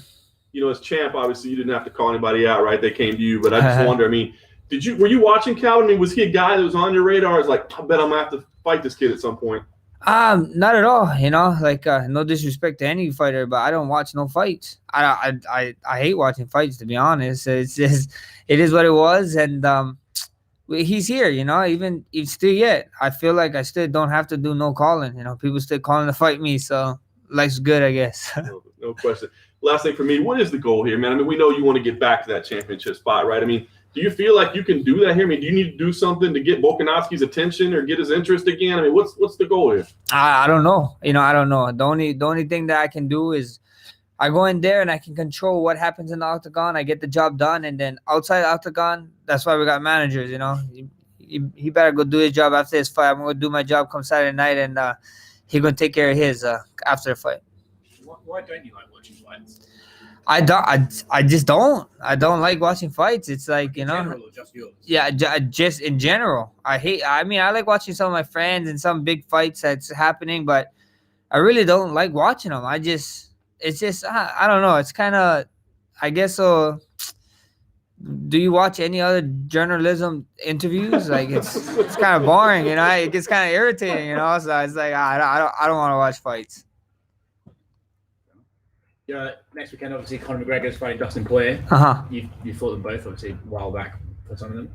How do you see the fight going? I know you don't watch fights, but if you imagine it. But see, that's a big fight. That's a huge fight. That's a fight to enjoy as a fan. But at the end of the day, Dustin is always motivated. He's always motivated for a fight. And then Conor, it looks very motivated. You got shaven head Conor, so it should be a wild fight. I as a fan, that fight is very intriguing, and I think it's going to be big. I think it's going to be huge. It's like I said, it's the first pay-per-view of the year, so I think it's going to be a good, fun fight. You mentioned the fans. How exciting is it for you to fight with them again? Does it make a difference when you're in there? I got to fight in big arenas, and then the last one we got to fight with no fans, and then this one we get some of the fans back. You definitely feel the difference. You definitely can feel the difference, and I'm just excited to have fans back. But there's Mini Bless. I'm gonna have to explain to him because I told him that he couldn't come because no fans is allowed, and then in the air I find out that there's fans. I'm probably gonna have an earful from him when I get back home. Buy him a present to say sorry. He got enough presents. This guy needs to. I don't know what he needs. It's okay. We figure I'll let him talk my ear off. It's fine. Are you glad that Conor McGregor is back and got the eyeballs generating a bit more interest in the UFC? I think so. We did enough generating last year. We was the only sport that was doing it all of last year. A lot of naysayers. I think so. Last year was a pretty good year for UFC. So I think so. it just helps, you know. It just helps with this big fights that's coming on. We opening the year off strong, and I think so with the whole COVID stuff and this and that. I think so it kind of helped UFC in a weird way, and was able to carry on. But you don't think Conor brings anything special to the party then? I mean, Conor is Conor. He is special, you know. There's a reason why he's the first pay-per-view of the year. So at the end of the day, I think so. He's bringing eyes back, but I think that UFC was doing just great. I know you touched upon it a little bit, but what's it like not having Rush around for fight week? Because he was becoming really synonymous in your media. That little shine stealer. It feels good that I get to have somewhat of my shine going into fight night. But all jokes aside, it's tough. You know, he loves it. He loves being here. He actually has school, so I don't feel too bad about it. So at the end of the day, I just miss him. You know, I miss him. It's kind of hard. It's kind of crying this last one when I had to leave. So it was just definitely hard. At least he won't throw you under the bus at the post-fight press conference. Oh yeah. That guy got a fast lip. So how's your Twitch going? You still playing lots of Warzone? I'm on Facebook Gaming now. Facebook fb.gg/Max Holloway official. Come on through. I mean, we don't really talk about MMA, so if any of you guys come in and you guys are gonna get banned a bunch. I promise you. My mods over there, they don't play around. They're like, any fight talk, we let you guys know like 1-2 times, and then it's the ban hammer. So yeah, I'm over on Facebook Gaming now, and it's been going good. You know, it looks like I didn't bring no gaming system up here, but it looks like actually I did it at the best time, because right now there's this gun called the DMR. Yep. So it's called the DMR zone right now. It's tough. And then I just see my friend them. I watch all my friend them stream, and the damn stim glitches is back, and the unlimited flash stun glitches is back. I'm like, man, I'm not missing nothing. So it's a great time to be off of Warzone. That's awesome, man. In an ideal world, how many fights do you want this year? I would love to fight. I would love to fight 3 times, like how I usually fight in a year. You know what I mean? I'm fighting in January. I'm starting the year off, so I can't wait. You know, there's summer, and then hopefully a December card, you know, this year. So at the end of the day, first things first, we got Kelvin. I gotta respect that. I got my hands full come Saturday. I can't wait to do it. Go in there and do it with him, and then we'll go from there. Thank you. If Brian beats Alexander Volkanovski, do you think that makes sense to just do the rematch between you two for the battle? Yeah, we see what happens. You know, like I said, first comes first. I got Kelvin. I gotta go ahead, do my job, and we see after that. How do you see that fight between Brian and Alex going? I think so. It's a super intriguing fight. You know, it's just 2 different fighting styles. I don't know if Alex fought somebody like Brian, and I don't know if Brian fought somebody like Alex. I really don't know. And the crazy thing is that they're both just dangerous guys throughout the whole fight, you know. So that fight is super intriguing, and we get to find out soon. Hopefully they announce. Did they announce it yet? They didn't announce it yet, so hopefully they can announce it. We figure it out, and I go take care of my business come Saturday night, and we'll see what's next. When Calvin was in here, he said that he got to spar with Nate Diaz when he was 19. Is there anyone you wish in MMA that you could have sparred, just to have a bit of fun with, just to feel around with them? Is there anyone you wish you could have done that with? Not really MMA. I mean, there's a couple of boxers that I wish I could. Like, I always I want to try, and if I could spar with Terrence Crawford or something, that would be amazing. That guy's like the #1 pound-for-pound guy in our weight class in boxing. So I would love to spar with him. Loma, just because his angles, I'd love to feel how he felt.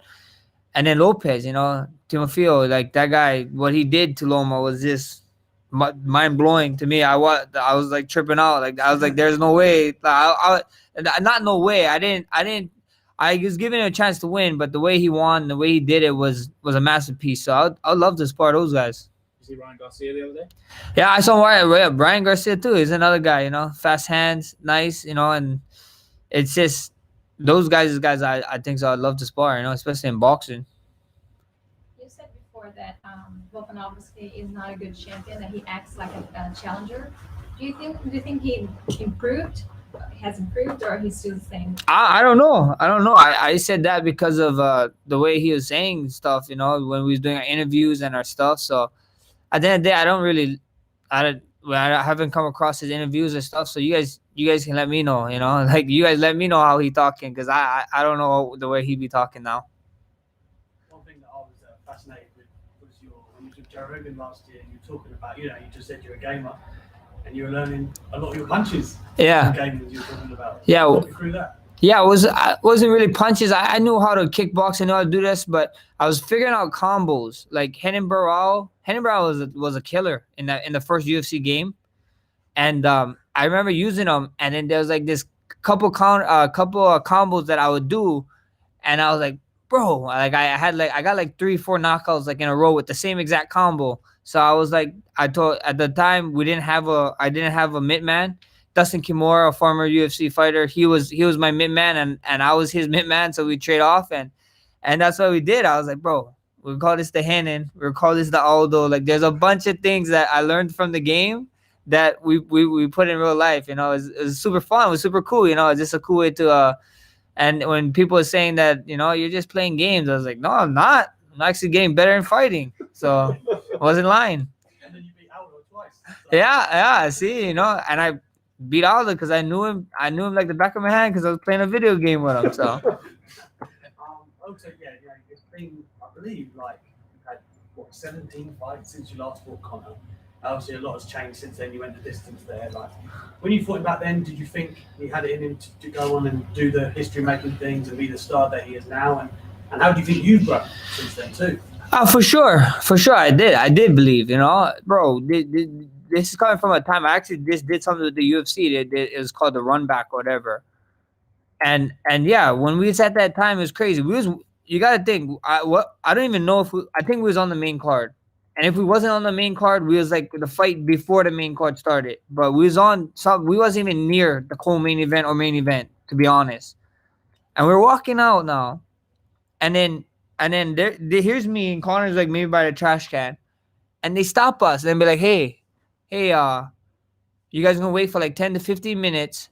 We're gonna air you guys walkouts. I was like, what is going on? And then I was like, okay, cool, this is cool. And when we walked, me and Connor got championship walkouts that night. I was like, what the hell is going on? You know, it's crazy. But that guy, he brought so much hype at that time. So yeah, it wasn't even the main event. We got treated and more love than the main event, I think. I'm pretty sure if you watch the viewership on top of that fight card, the viewership probably spiked when me and Connor fought. So it was just you know that guy was something special. He's gonna do something, and the man, you know, all glory to him. He's been doing it, been killing it. So respect. Pretty sure half the arena laughed after your fight too. Yeah. I mean, I wouldn't doubt it. I would have to. I remember when I was standing there for 10, 15 minutes, the guy like just Irish flags everywhere, and it's telling me like they speak English. It's not Brazil. They're like telling me you're gonna die. I was like, oh. I was like, whoa. I was like, okay. So it's a good time, you know, and you could tell, you know, this guy had an effect on people, and he did his thing. Was he generally respectful to you around that series and stuff? Oh, it was super nice, you know what I mean? If I had to, I guess he was super cool, you know. I mean, like the dude, like we'd get in each other's face for weigh-ins, but like right before the weigh-ins, we're in the back standing next to each other because you're like this, you know, before you walk out, and he's like, hey. And I told him, hey, nice shorts. And he was like, yeah, you too. Like, we had some cool looking shorts on at the time. He was like, and then that's it. You know, the dude is a good guy. I just have to ask as well on that note. We talked about Volkanovski and those bouts. Is there any part of you that thinks about lightweight ever again? We see it happens, you know. We see it. I never say never. Like I said, you guys know I've been calling out DC forever. The guy just bought a new house. And it looks like a castle. He called me to show me up his castle house. And I'm like, yeah, this guy going to be running out of money very soon. So I'm going to still keep on harassing him. You know, weight doesn't matter. You know, baddest man on the planet, he can get it. 55, 170, whatever weight it is. If you want to be the best, you want to be the number one pound for pound guy, you should be willing to fight whoever. That's what I believe. You mentioned how big a show it was fighting Conor back then. Would you like to rematch him now, even if he has a shaved head? Would you still like to rematch? Yeah, even a competitor, you know what I mean? I'm a competitor. I want to compete, you know. People consider him one of the best guys in our sport, you know what I mean, to today. And I can't wait. You know, as a competitor, I'd love to. That was one of the fights that would like intrigue me. And like you said, like, we fought so long time ago, you know, and he knows that too. So at the end of the day, like I said, though, first thing first, we got Kattar, and then we figure it out after this. What about when they gave him the poster at the press conference? So now it's been years have gone by. You were respectful, but you're sitting there at a press conference. They give him his own poster. Oh yeah, see, like he did that. I totally forgot he did that. What did you think about that? You're like, what the hell's going on? They're giving this guy his own poster. Yeah. Who was it? I think I was sitting next to someone. I don't know who I was sitting next to, but I think so. When you see the reveal, I turned to somebody. I was like, holy shit. I told someone, like, you know, excuse my language, but I told someone that was sitting right next to me because that was at the presser, you remember? And I was like, what the hell is going on? I was like, wait, we got a surprise, you know? Like, they didn't tell us what it was, and it was a poster. Like, what the? Like, it was just him. I was like, bro, they should have just had Conor up there by himself, you know what I mean? So it was good, you know, like that. And those things, I totally forgot about that, but you know that this guy had something, you know what I mean? He had something. I don't know what it was yet. He had something, and he proved it. Circling back to a comment you made earlier, you said that you don't watch fights. Why in particular do you not watch fights and keep up to date? Just I mean, distance yourself from it, or yeah, I mean, I get I don't know how to say it. I really don't care for it, you know. I really don't care. I hate getting texts, this and that. Who do you think won the fight, or this and that, or did you see this? I would rather just when people ask me, what do you think of the fight? I didn't watch it because I didn't watch it. You know what I mean? I don't want to give you an answer, but at the end of the day, that's just what it is. You know how much people come to my, like, sometimes I stream during fights. Like I'm playing games, video games. I'm streaming. They're like, you're not watching the fights. I'm like, I don't know. You see my video game playing right now, bro? Like, I'm playing video games right now, my man. I just don't like it. But does that change? Obviously, you've got a fight coming up. Does that change when you're preparing for a fight, or do you just leave it to your team to devise a plan? I watch some tape when it's time to watch tape. I watch some tape here and there, but then I put most of the work on my coaches. You know, they see something. I trust them a lot. I watch a little bit to try to get a feel of it, and then see what they kind of say, and then that's it. You know, I love watching tape. You know, I love breaking down a fighter, but watching it live and stuff, it is a whole ordeal. Whenever, like, if I do watch fights, I'm mainly by myself, because if I go somewhere else to a party, it's like, what you think about that round? What you think is it? What is that? You know, it's like 101 questions, so it's the worst. And on the tape that you have seen of Calvin, what did you make of his performances against Ige and Jeremy Stephens? I think he did good. You know, he was smart. Especially Ige, he actually went to 5-5s. And then with what's his name, Jeremy, he figured it out. You know what I mean? The first round looked like he's having a little tough time. Then he figured it out, landed a shot, and got to finish a guy who hardly ever gets finished. You know, so, you know, respect to him. And I can't wait. You know, that's the things that excite me. You know, this guy looks promising, and I can't wait to go out there and do my thing. Besides gaming, do you watch TV at all? I understand that you don't like to watch fights, but Yeah. do you turn on the TV at some point? We don't. At my house, we don't have cable. Like, we got Netflix and Hulu and whatever. So, yeah, that's what I do. I mean, if you want to talk about watching anything, since we've been in quarantine, I finished the whole true season of Cobra Kai. That thing is badass. The third season is super good. I loved it. I love that they come back together. So here's my plot for the final season, or whatever season it is. I think so they're gonna make Tori and Sam fight at the end to become the Valley champion. So I think so that's what happened. They have to do it. They didn't even fight yet, and like Sam is all like petrified from her or whatever, won't fight her. So I think so. That's what happens. But I really like if this is if you've never watched it yet, close your ears, because this is a spoiler alert. But I really love how the lady came in, Allie came in and told them, like, you guys just jump into conclusions, because the whole damn season, every single episode, I'm like, stop jumping to conclusions, guys. They just walk in the building. It's like Johnny and Danielson finally becomes friends, and then one of them just come walking in somewhere random, and it's like they just get mad and they want to fight each other. I'm like, come on, guys, what is going on? You guys still acting like it's 18. It's funny. I love the show. Like real life, right? Yeah. The show been so fun. And since you don't like to watch live fights, So you would never be a commentator, right? I mean, that's different. I would love to commentate because I'd have to do my job, but I feel like I'm a commentator and I'm not getting paid for it. Like, I'm like, guys, you guys want to ask me questions? Maybe $5 question. Maybe that's how I get my commentator role started.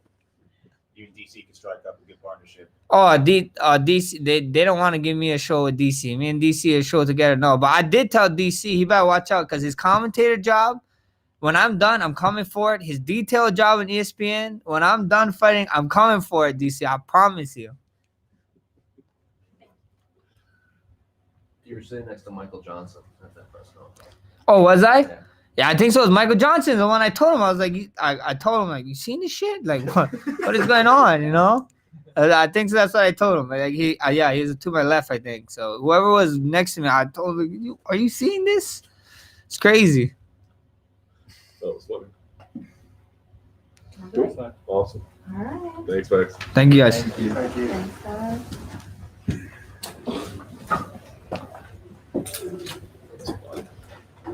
What do you think about that all of a sudden? I remember. But I thought about it in years. You know what I mean? I was like, yeah, talking about it. Yeah,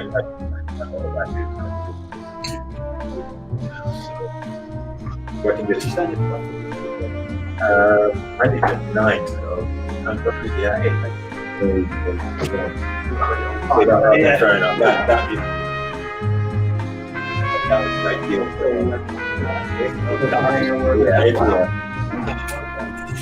I might have to give that. So, right now, I won't look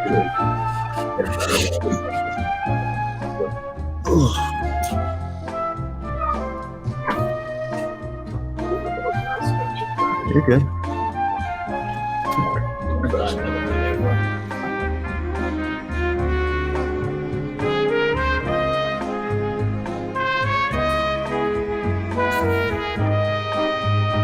Obviously, 2020 wasn't a great year for anybody. Things didn't go your way. I mean, definitely. Give me an idea. What was it like? You had all this momentum, and then you kind of have to back off a little bit. Yeah, it definitely sucked. I had that big high, and then I kind of had to be on the sideline and watch everybody make their name and all my friends make their names, and I kind of just had that fire inside, just I don't know if it was like jealousy or like what it was, just eating me up every day, watching fights every weekend.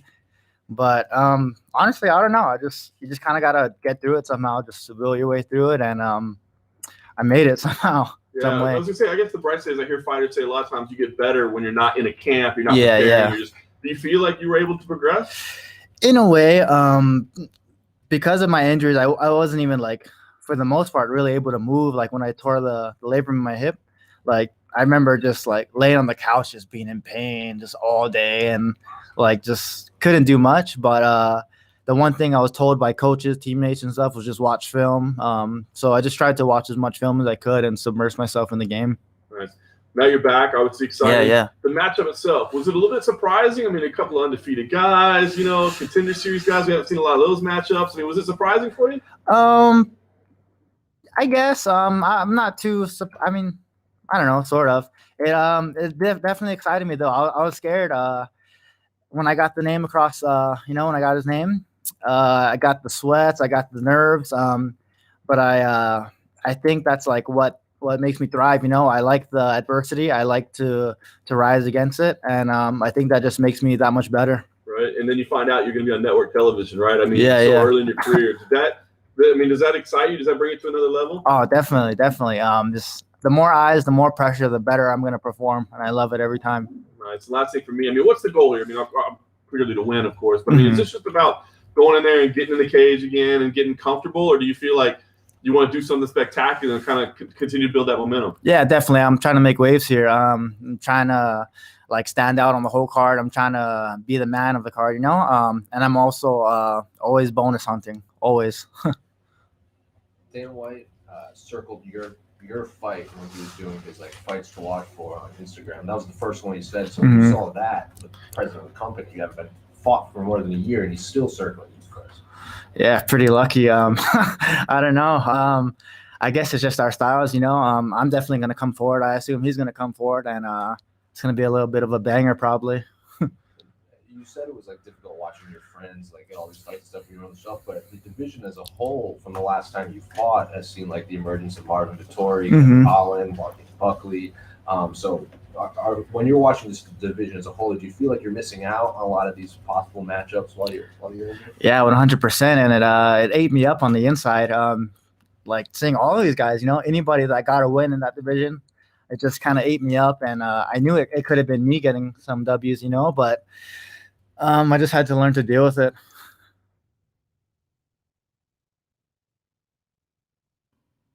Any other questions? Sweet. Yeah, appreciate it. Cool.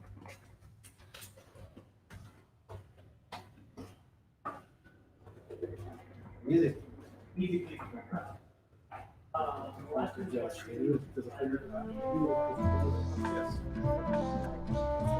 Never watched.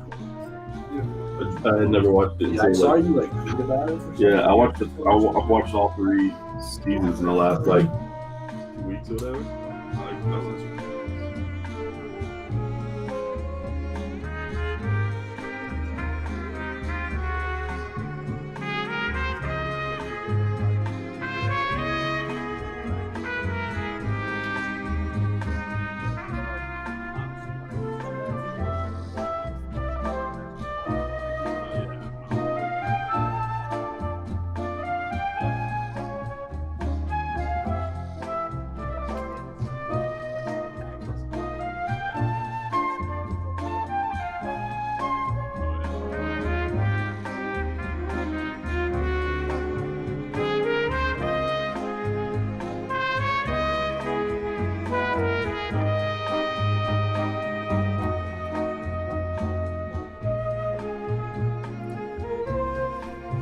Oh.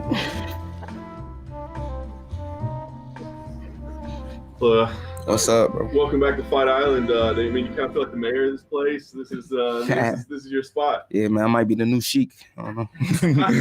But tell me, you know, everybody talks about how crap 2020 was. I gotta imagine you're one of the few people that wasn't the case at all. I mean, it had to be a pretty amazing year. I mean, the early part of it was pretty crappy, but later on, though, man, they got a little bit easier. So that's the blessing part about it. So I'm just highly favored, man, to have these opportunities and to be speaking to all you individuals. So it's pretty dope. Appreciate that. You had a fantastic performance last time out. Of course, it was the previous one that everybody keyed in on. But was it harder last time going out there? And like, did you have this mindset of like, I've got to deliver something special again, something unique? You talking about for this fight or for the last fight? For the last one, because now that you've been through it, I wonder if it like taught you anything. Like, I can't think this way. Right. Well, I let the social media, you know what I'm saying, pretty much the haters from the comments and the DMs get to me a little bit, and it added more pressure to try to deliver. But after, you know, I heard him in the first round, and then the second round, you know, Joaquin Buckley, he really kind of calmed me down and just told me, man, it's just another fight. You know what I mean? I'm a dog, and just to go out there, man, and just, you know, go get my bone, you know. What could you possibly have haters about? I mean, you've done nothing but provide like amazing highlights for them. It don't matter, man. You won't always have haters, man, but that comes with success. You got this matchup. Was it the matchup you wanted? Because I think fans wanted you in a different matchup. I believe so, but unfortunately, you know what I mean? I'm fighting here, he's not, and I got a great opponent that I need to watch out for in Alessio, you know, very dangerous. I know you don't want to look past Alessio though because you got to win here, but is James a fight that you feel like has to happen at some point? No, not anymore. He missed this opportunity. Fair enough. What do you think about Alessio? I mean, were you familiar with him at all? Was he a fresh face that you had to break down? I think I seen his fight before with Zach Cummins, before I knew who he was. You know, kind of a, you know, boring fight. Back and forth, you know, but Zach Cummins ended up getting him a nice little shot at like the last, you know, third round of the match. I think like literally a second in, and it really showed that, you know, Alessio, you know, chin is probably, you know, very compromised, and I'm looking to show that in this fight that we about to have. How much has your life changed? I mean, has it been tough to like kind of keep your head straight and not let all the fame and the attention and the, you know, get to you? Nah. I mean, I just stay in the house, you know what I mean? So, it's, you know, as long as I'm not going to trouble, you know what I mean, I'm staying out of the way. Nice. Facts. Last thing for me, what is the goal here? I mean, obviously, of course, we want to win. Everybody wants to win. But, I mean, are you thinking about, like, your fast rise? You want to keep building on that? Or is it just, hey, let's put in the results? I got to, man. I'm thinking about that fast rise for sure, and fighting the right fights at the right time. And then 2022, man, definitely having that gold belt around. When you landed that kick, I remember Dana was like, "Oh, we have to give him all the bonuses." Hey, y'all don't have some water, please and thank you. Did you get a bigger bonus than 50 grand? I don't know, man. Y'all gotta holler at Dana White about that. I don't want to say nothing. I don't want to say the wrong thing. All right, appreciate it. Well, congratulations. I appreciate it. When you said James missed his opportunity, do you know if they tried to make that fight? They said they tried, but you know, it is what it is. I fight Alessio. That's the most important person right now. Very dangerous, yeah. You don't think he wanted it? I don't know what the issue was. His knee hurt. I don't know. So shit. Seems in your division, like Kevin Holland, Marvin Vettori, like all these like new middleweight stars that have emerged have taken advantage of last minute fights. You've just been hyper active, take as many fights as possible. Is that something like you're looking to do, or you, like you said, kind of picking the right fights at the right time? I mean, picking the right fights and staying consistent. You know what I mean? So at the end of the day, I mean, I'm sure we all think the same thing. Kevin Holland, Marvin, we just trying to make money, bro. We young, we need this bread. So that's all we trying to do. Just some young rock stars. Yeah, I'm sure you try to think about the future and not the past and everything, right? But we just passed the end of the year. You're getting all the knockout of the years. I see you, carrying the trophy around you and everything. Yeah. Did that kind of, do you have to just think about extra leaving that in the past when it's all getting brought up again, or do you? Nah, man. I gotta enjoy it, man. I gotta have fun with it. Me winning that award is a big deal. It's history making. Like that's gonna go down. You know what I'm saying, for a very long time, and people gonna look back at that and just say, how amazing that moment was. So for me, I just gotta enjoy the moment, but just not bask in it. So it happened. Move on to the next, and Alessio is definitely gonna be on that mark for 2021 knockout of the year. I know it was picture perfect, but do you kind of wish it happened in front of fans? Fan knockouts, so you could just hear the roar of the crowd. I mean, everything happens for a reason. If you had the fans, you would never heard the crazy impact of the kick, which I think a lot of people was really kind of silenced by when they heard that.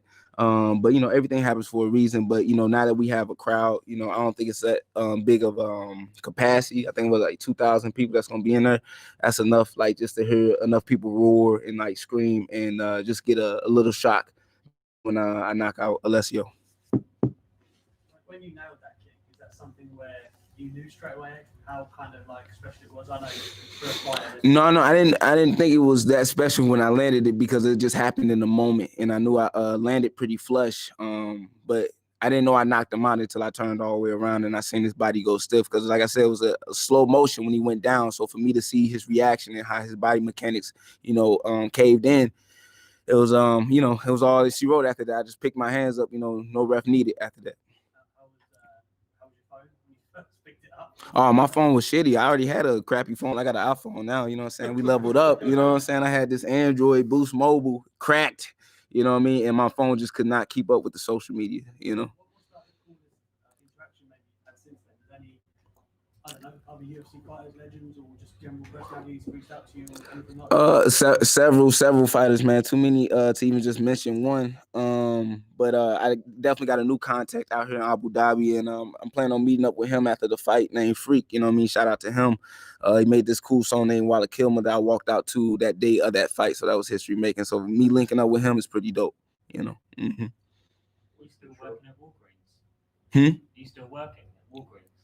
Yes and no. I'm a temp, so I'm a temp there. So whenever they need some help, man, I throw my little, gray vest on and I go pop over there and help them out real quick, 200,000.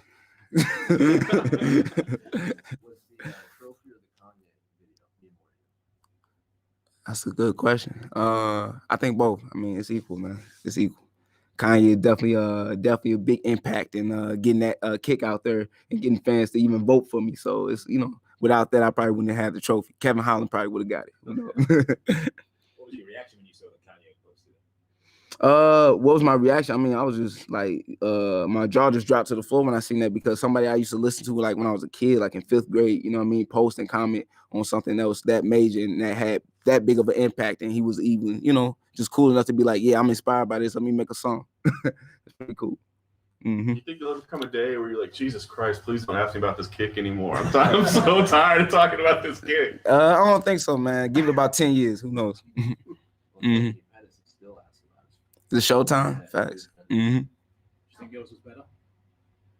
I mean, I got the knockout. That's all I gotta say.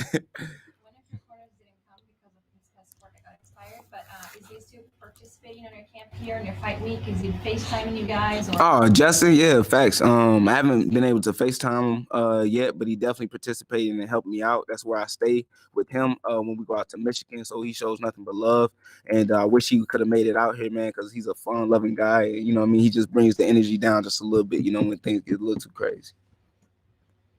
You've been like super active lately as well, man. Like, what's 2021? How many times are you looking to get out, and like, what's the deal with that? Are you just Probably at least 4 fights. At least 4 fights. Yeah. Do you have a new show to watch? Because you're done with Cobra Kai. I got a new show. Yeah. I'm binge watching again Atlanta on Netflix. Yeah. Fun show. Any other questions? All right, water. Ooh.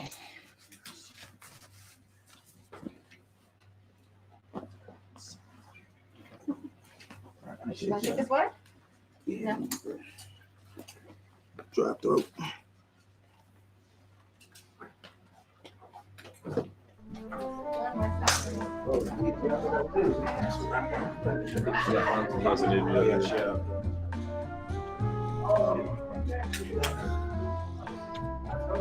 Yes.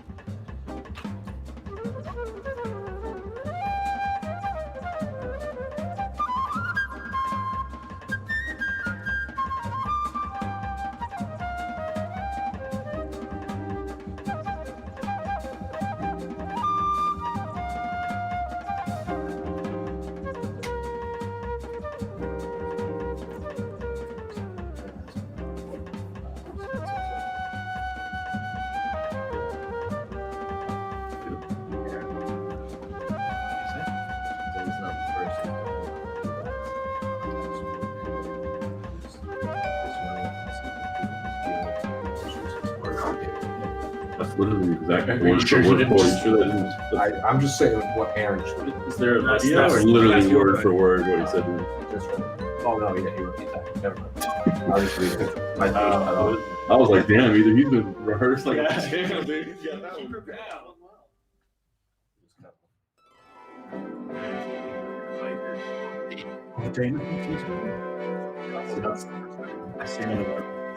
Well, as soon as you go, it's surprising. We never even said.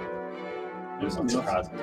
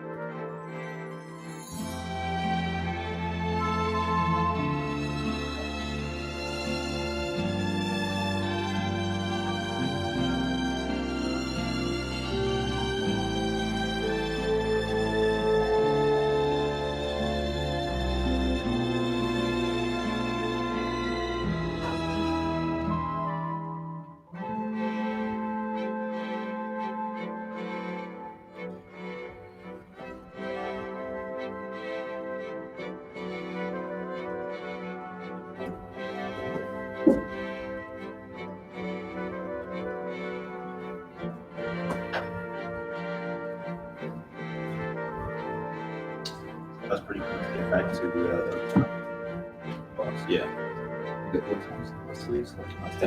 Yeah, because I don't think they're doing special shuttles anymore like that. So I think it's just the hourly shuttle, Yeah. like 10 minutes So back. I believe at 9. I think now, man. So if that's got to get control. I don't think they're doing special shuttles. I think they're just doing the Even after the fight. things. I honestly don't think it. So to be honest, probably easier for everyone. Yeah, I agree. Just like evaluate your work and fucking leave, and we don't have to like negotiate, drive every time. That, not that. That's awkward, boy. That was always annoying. Yes, it was. And actually, with how they've been this time, I was pretty sure they're going to be like way worse about it as well. So I feel that they're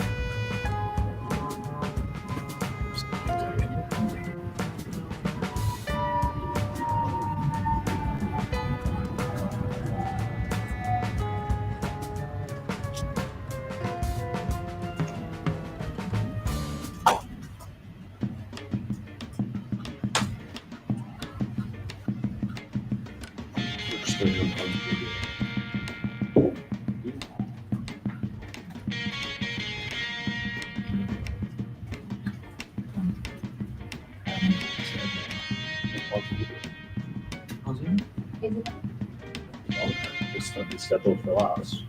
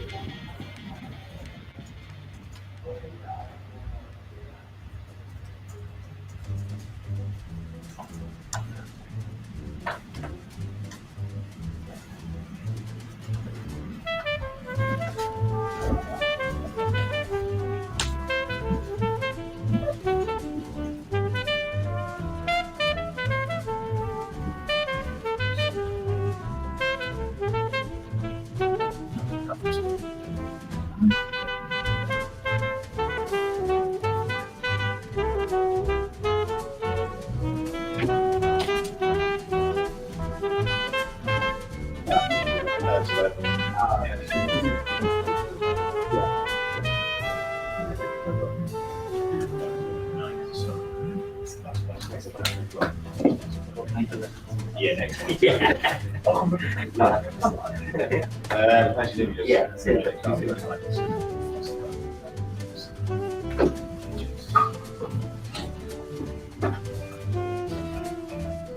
You just need that right now. Sorry. Yes.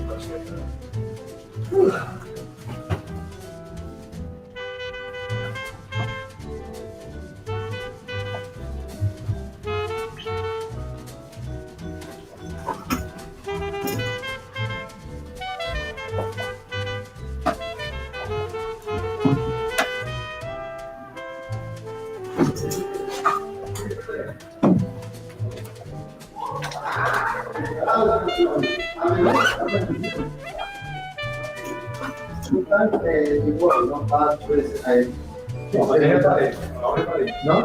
Obrigado. Ok. Bom, obrigado. Hey, how are you? You good?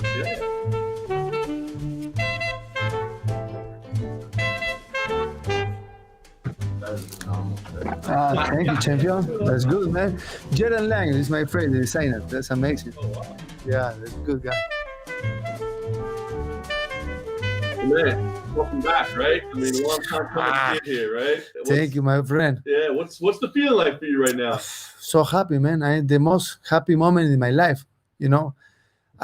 Brother, and in 2018, I think I'm going to fight for the belt.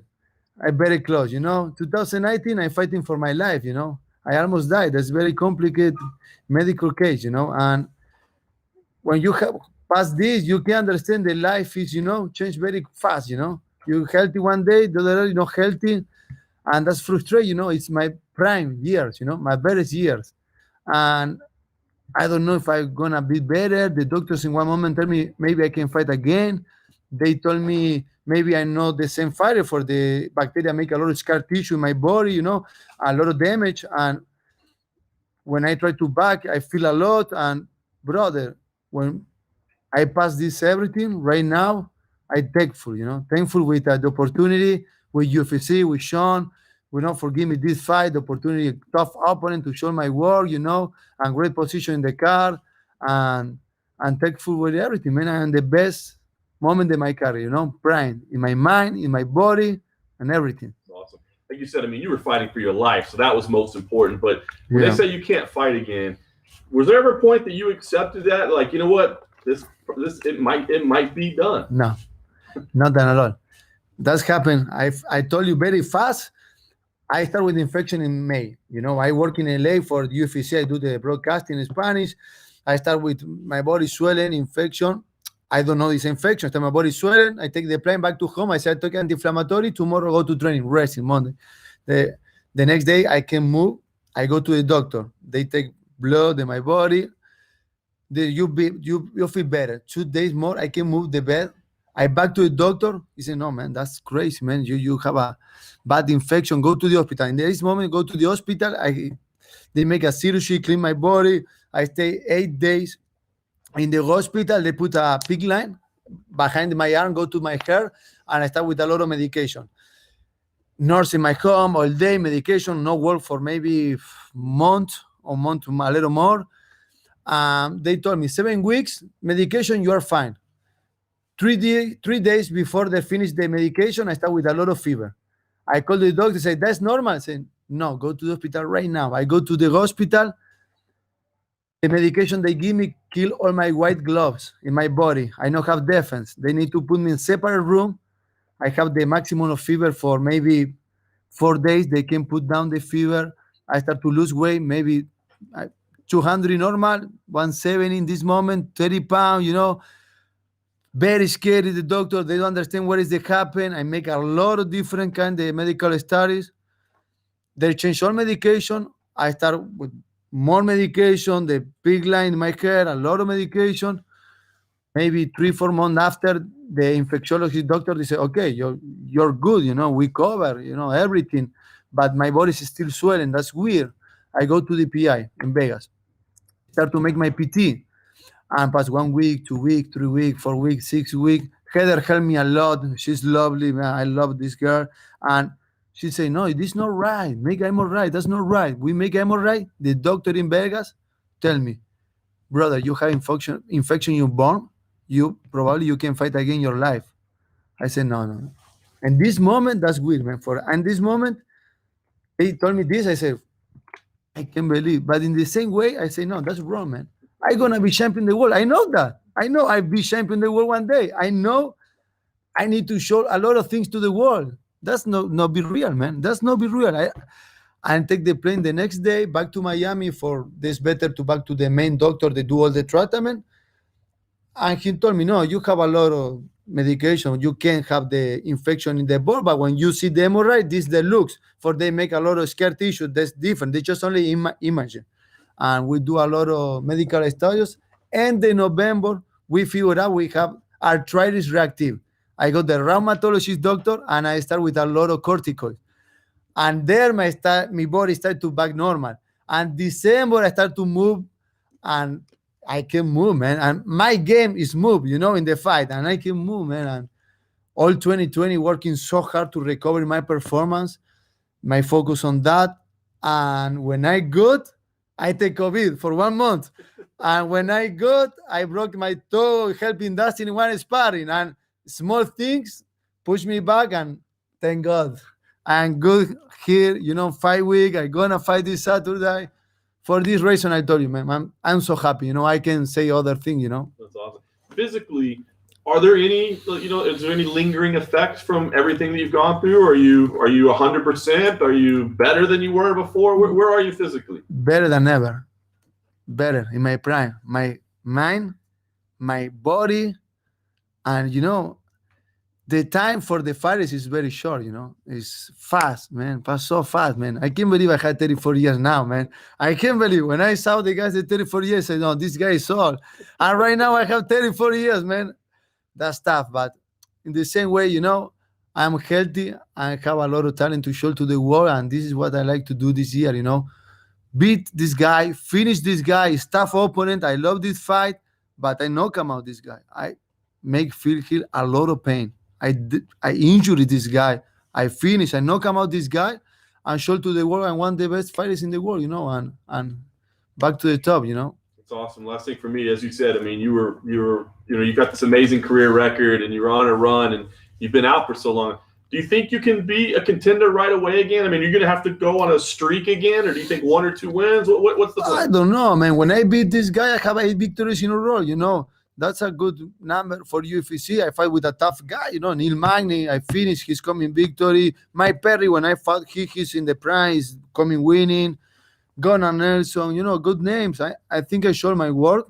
For sure, the world like to see now how I am now, for a couple 26 months off, the people don't know, but I know, man. I know I finished this guy. I knock him out this guy, and I don't care. If I need to do 1, 2, 3, 4, the rank is, I don't care, I'm thankful with UFC to give me the opportunity. Hopefully I can beat this guy. I beat this guy, and hopefully they give me another fight shortly. I can fight a lot of fight this year. This is my goal, I recover the time I lose. Did it matter who your first opponent was after your long layoff, or you just want to fight? No, but they tell me first I'm going to fight to Muslim Salikov. They change, they give me Jingliang Li. I said, man, you can put the heavyweight, you put Francis Ngannou if you like, man, put somebody there, man. I like to fight. No, man, I need to fight, man. I need to. That's very frustrating, you know who you are. You know you are in the prime, and you can show this to the people, I can do nothing if I know. The people need to see, man.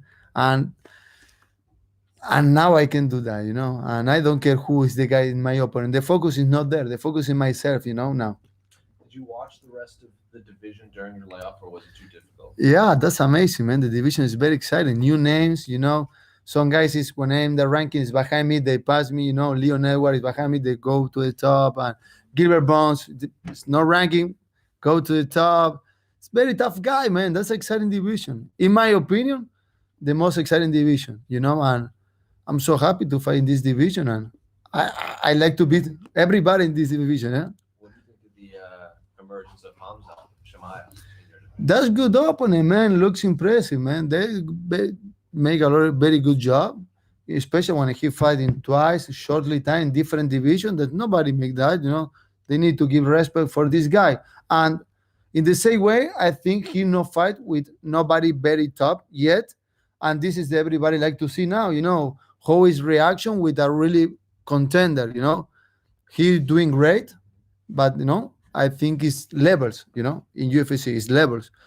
He's fighting Leon Edwards. No, that's amazing. Yeah, in this fight, I think we can see realistic who this guy are, for Leon Edwards' tough opponent, It's very complete. Good boxing, clean boxing, technical, good wrestling, it's tough guy, young guy, is coming, improving his fight, I think that's exciting fight. And what do you think of your opponent's skill set that you're fighting? That's good, man. Great opponent. A lot of positive record in UFC, danger, hands, a couple knockout, a couple submission. It's martial arts artist, it's have all skin, good wrestling. But that's amazing. That's better for me, for I can show to the world who I am when I beat this guy, This is the fight I like. Cool. Thank you. Awesome. Thank you, sir. Thank you, everybody. Have a good night.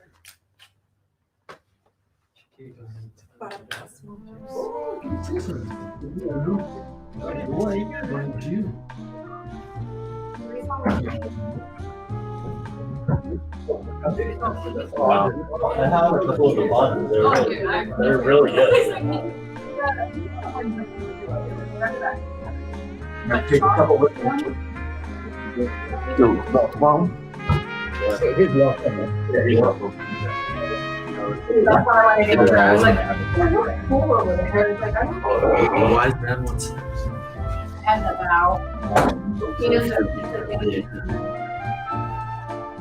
It's like, oh, that's how it's over.